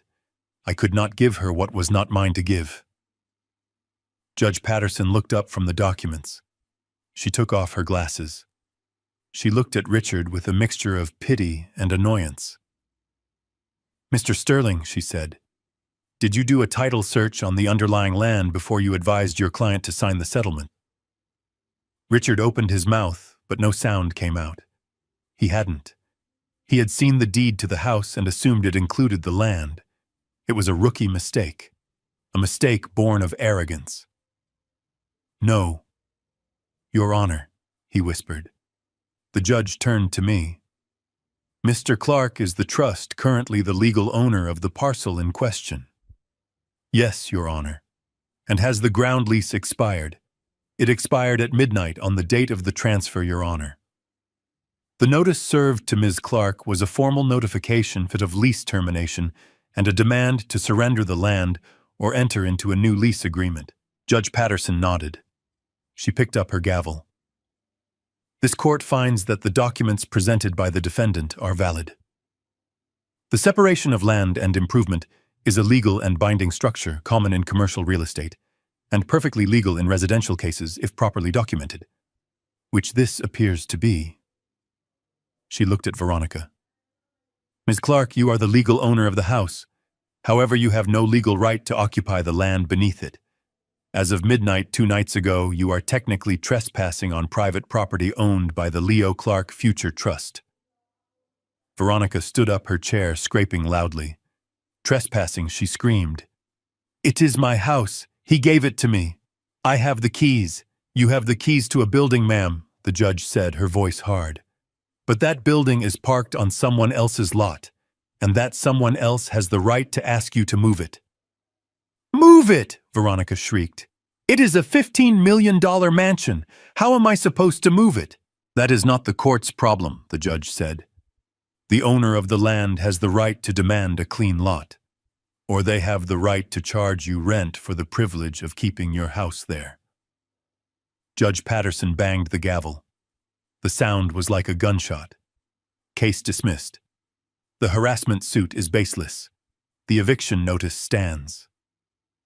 Mr. Sterling, I suggest you advise your client to negotiate with the landowner immediately before they bring in the bulldozers. The courtroom erupted in murmurs. Veronica collapsed back into her chair, looking as if she had been physically struck. She looked at Richard, but he couldn't meet her eyes. He was busy stuffing papers into his briefcase, trying to figure out how he was going to explain this to his partners. I stood there feeling the cold air of the courtroom against my face. It was done. The trap had sprung. The jaws of the trust had snapped shut around her ankle, and she hadn't even seen the teeth until it was too late. Sarah leaned over to me. You did it, she whispered. She owns nothing. I looked at Veronica. She was staring at her hands, the same hands that had signed away her son for a check. She was beginning to realize that the check wasn't going to be enough. Not nearly enough. I walked over to their table. Richard stepped back as if I were radioactive. Veronica looked up at me, hatred and fear warring in her eyes. You tricked me, she spat. You old bastard. You tricked me. I didn't trick you, Veronica, I said, my voice calm. I gave you exactly what you asked for. You just didn't ask the right questions. I placed a card on the table in front of her. It was the business card for the trust administrator. Call him, I said. He has the new lease terms ready. She looked at the card. What terms? I smiled. Market rates. Veronica. Market rates. I turned and walked toward the door. I didn't need to stay for the aftermath. I knew what was coming next. The realization of the debt. The realization of the taxes. The realization that she was bankrupt. I walked out of the courtroom and into the hallway where Leo was waiting. He was sitting on a bench, his headphones around his neck, looking anxious. When he saw me, he stood up. "Dad," he asked. "What happened?" I put my arm around his shoulder. "Let's go get some pizza, son," I said. "We have a lot to talk about. And you have some papers to sign." "What papers?" he asked, falling into step beside me. "Landlord papers," I said. We walked toward the exit, leaving the wreckage of Veronica's life behind us. She had wanted the ground beneath her feet to be solid gold. Instead, she had found out it was a trapdoor, and she was still falling. The judge had left the bench, but Veronica was still frozen in her chair, a statue of disbelief carved from ice and arrogance. Her hands were clutching the edge of the mahogany table so tightly that her knuckles were white bone against her tanned skin. She looked like a woman who had just stepped off a cliff and was hovering in the air for that split second before gravity remembered its job. Sarah Jenkins, my attorney, walked around the table. She moved with the silent, predatory grace of a shark, sensing blood in the water. She held a single sheet of paper in her hand. It wasn't a court document. It was an invoice. She stopped right next to Veronica. She didn't shout. She didn't make a scene. She leaned down, her lips inches from Veronica's ear. The room was quiet enough that I could hear the rustle of the silk of her blouse. Sarah whispered 5 words, 5 simple syllables that carried more weight than the wrecking ball that was about to hit Veronica's life. "The land belongs to Leo." Veronica flinched as if she had been burned. She turned her head slowly to look at Sarah, her eyes wide and glassy. What she whispered, her voice barely audible. Sarah straightened up and placed the invoice on the table directly on top of the useless deed Veronica had been clinging to. "The trust," Sarah said, her voice projecting clearly now so Richard Sterling could hear every word. "The Leo Clark Future Trust. It is an irrevocable trust established for the sole benefit of Leo Clark. Harrison is the grantor, but Leo is the beneficiary. You just signed away your son, Veronica. And in doing so, you signed away the only leverage you had to stay on that property. You are now a tenant living on your son's land, and the landlord is calling in the debt." Veronica looked down at the paper. I watched her eyes track the lines of figures. I knew what was written there. Arthur and I had drafted it with precise, brutal clarity. Item 1, Sarah recited, pointing to the first figure. "Current market ground rent for beachfront property in Malibu, zip code 90265. Adjusted for inflation and demand. $60,000 per month. Effective immediately. Payable in advance. The first payment is due by close of business today." $60,000, Veronica choked out. That is impossible. No one pays that. "That is the rate," Sarah said coldly. "If you don't like it, you are free to move your house elsewhere." Item 2. Sarah continued, her finger moving down the page. "This is the painful part. Under the original ground lease terms, the tenant is responsible for all property taxes. However, since the previous owner of the structure was also the grantor of the trust, the taxes were paid directly. Now that the structure has transferred to a third party, a readjustment clause has been triggered. You are responsible for the immediate repayment of deferred tax benefits associated with the land usage for the last 7 years." She tapped the bottom line. "That comes to a total of $500,000, Sarah said. "Also due immediately." Veronica made a sound like a dying animal. $500,000. It was a quarter of the cash settlement I had just given her. Combined with the rent, she was looking at a bill of nearly $600,000 just to stay in the house for the first 30 days. "And if I don't pay?" She whispered, tears spilling over her mascara-stained cheeks. Sarah smiled. It wasn't a kind smile. If you fail to remit the full amount within 30 days, the trust will exercise its right to seize the improvements to satisfy the debt. That means the trust will repossess the house, the garage, the pool, and everything inside it. You will walk away with nothing, Veronica. Less than nothing, because you will still owe the legal fees for the eviction. Veronica looked at Richard Sterling. "Help me," she pleaded. "Richard, do something. Tell them they can't do this." Richard was pale. He was stuffing papers into his briefcase, his hands shaking. He knew the law. He knew he had been outmaneuvered. He knew that any judge looking at the trust documents would uphold the claim. He had committed malpractice by not checking the title, and he knew his career was flashing before his eyes. I need to review the documents, Miss Clark," Richard stammered, backing away from the table. We will be in touch." He turned and walked away, leaving his client alone in the ruins of her victory. But the final blow didn't come from the lawyers. It came from the gallery. The tennis instructor, the boy with the bleached hair and the linen suit, had been watching the entire exchange. He had heard the numbers. 60,000 a month, 500,000 in debt. He had heard that the mansion was a house of cards. He looked at Veronica. He looked at the tears streaming down her face. He looked at the invoice on the table. He did the math. He stood up slowly. He didn't go to her side. He didn't offer her a handkerchief. He checked his reflection in the glass partition of the gallery, smoothed his hair, and walked toward the exit. "Chad," Veronica called out, her voice shrill with panic. "Chad, where are you going?" Chad didn't look back. "I think I left my phone in the car," he muttered, pushing open the heavy courtroom doors and disappearing into the hallway. He wasn't coming back. The gravy train had just derailed and he was jumping off before it went over the cliff. Veronica was alone. Truly, completely alone. The husband she betrayed was standing against her. The son she discarded owned the ground beneath her. The lover she bought had walked out. The lawyer she hired was fleeing. The house she stole was a trap. She looked at me one last time. Her face was a mask of absolute horror. The realization hit her like a physical blow. She hadn't won. She hadn't escaped. She had walked willingly into a cage and locked the door behind her. The color drained from her face, leaving it a sickly gray. Her eyes rolled back in her head.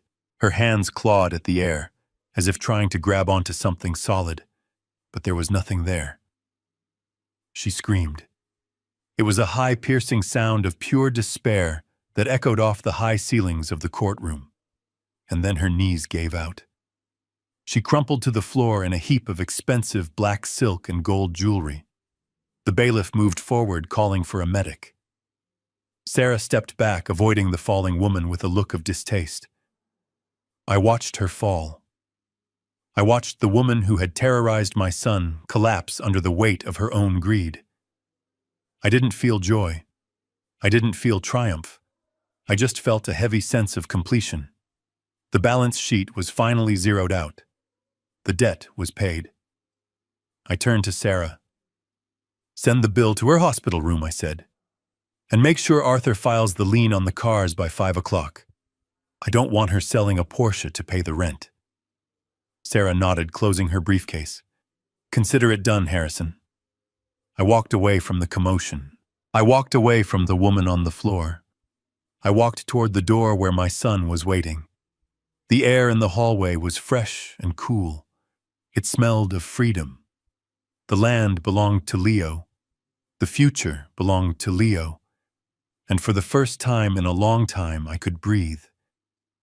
The pepperoni pizza from the corner shop was greasy and lukewarm, the cardboard box stained with oil sitting on our wobbly laminate table, but after the sterile atmosphere of the courtroom, it tasted like a Michelin star meal. We were back in the cramped apartment, the air conditioner still rattling in the window, the faucet still occasionally dripping, despite my best efforts, but the heaviness that had permeated the air for the last 2 weeks was gone. It had been replaced by a strange electric calm. Leo sat across from me holding a slice of pizza with one hand and scrolling through his phone with the other. He wasn't looking at social media. He was reading the news reports about the court case. The story had broken online. The headline read, "Malibu socialite evicted from own home in shocking legal twist." He put the phone down and looked at me. For the first time in months, the shadows under his eyes seemed lighter. A small, hesitant smile played at the corners of his mouth. "You are a scary genius, Dad," he said, shaking his head. "You planned that for 25 years. You knew she would do this." I took a sip of my Coca-Cola, the bubbles stinging my throat pleasantly. "I didn't know she would do this, Leo," I corrected him gently. "I hoped she wouldn't. I hoped she would be the partner I thought I married. I hoped she would love you the way a mother should. But in my line of work, you don't build a skyscraper without accounting for earthquakes. You don't hope the ground stays still. You build a foundation that can survive the shake." Leo picked at a piece of pepperoni. "So what happens now?" he asked. "Does she really have to move the house?" I wiped my hands on a paper napkin. "She has two choices," I explained, leaning back in the cheap metal chair. "She can pay the rent and the back taxes, which we know she cannot afford. Or she can try to sell the house to a third party." Leo frowned. "But who would buy it if the rent is $60,000 a month?" "Exactly," I said, pointing a finger at him. "No one. No sane investor will touch a property with that kind of carrying cost and a hostile landlord. She will list it for $15 million, then 10, then 5. It will sit on the market for months, bleeding her dry. Eventually, she will be desperate. She will be facing bankruptcy. She will have to sell it for pennies on the dollar just to get out from under the debt. And who will buy it?" Leo asked, his eyes widening as he saw the endgame. "Your trust will buy it," I said. "Arthur has a standing order. When the price drops below $1 million, which is basically the scrap value of the materials, the trust will step in and make a cash offer. We will buy back our own house for a fraction of what I paid for it. And since the trust owns the land, the ground lease issue disappears the moment the title transfers to the trust." Leo let out a low whistle. "So we get the house back, and we keep the money you gave her because she has to give it back to pay the taxes." I nodded. "In theory, yes. By the time the lawyers and the taxman are done with her, she will be lucky to walk away with enough for a used Honda." She wanted to strip us bare, Leo. Instead, she stripped herself. Leo looked down at his hands. "It is brutal," he whispered. "It is justice," I said firmly. "But listen to me, Leo, and listen closely." I waited until he looked me in the eye.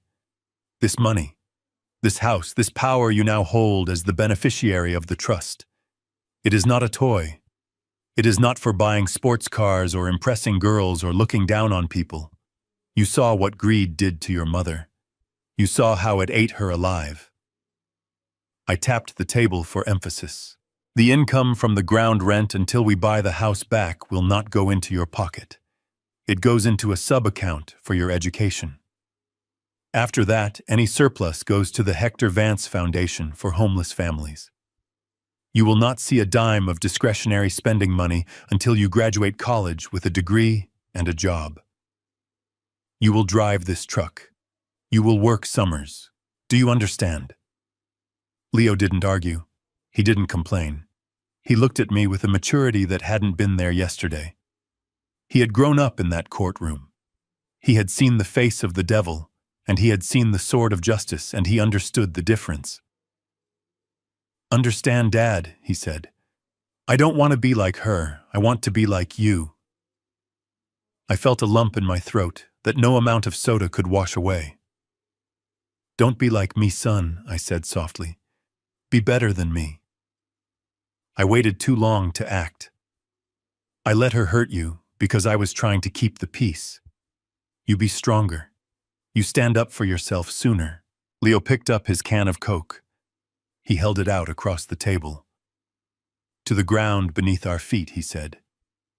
I picked up my can and clinked it against his. The sound was tinny and hollow, not like crystal champagne flutes, but it was the best sound I had heard in years. To the ground beneath our feet, I repeated, and to knowing who owns it. We finished our pizza in comfortable silence. The apartment was still ugly. The view was still a dumpster. But it didn't matter. We weren't staying here.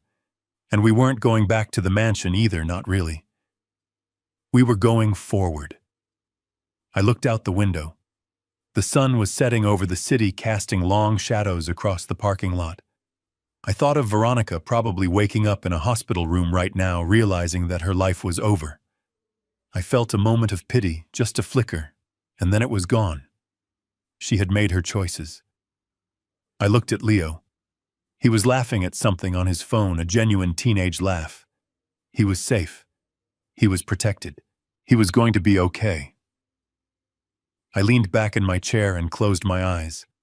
For the first time in 25 years, I didn't have to worry about the foundation. I didn't have to worry about the lease. The contract was fulfilled. The debt was paid. I smiled a small, private smile. Let the world think I was a broken old man. Let them think I had lost. I knew the truth.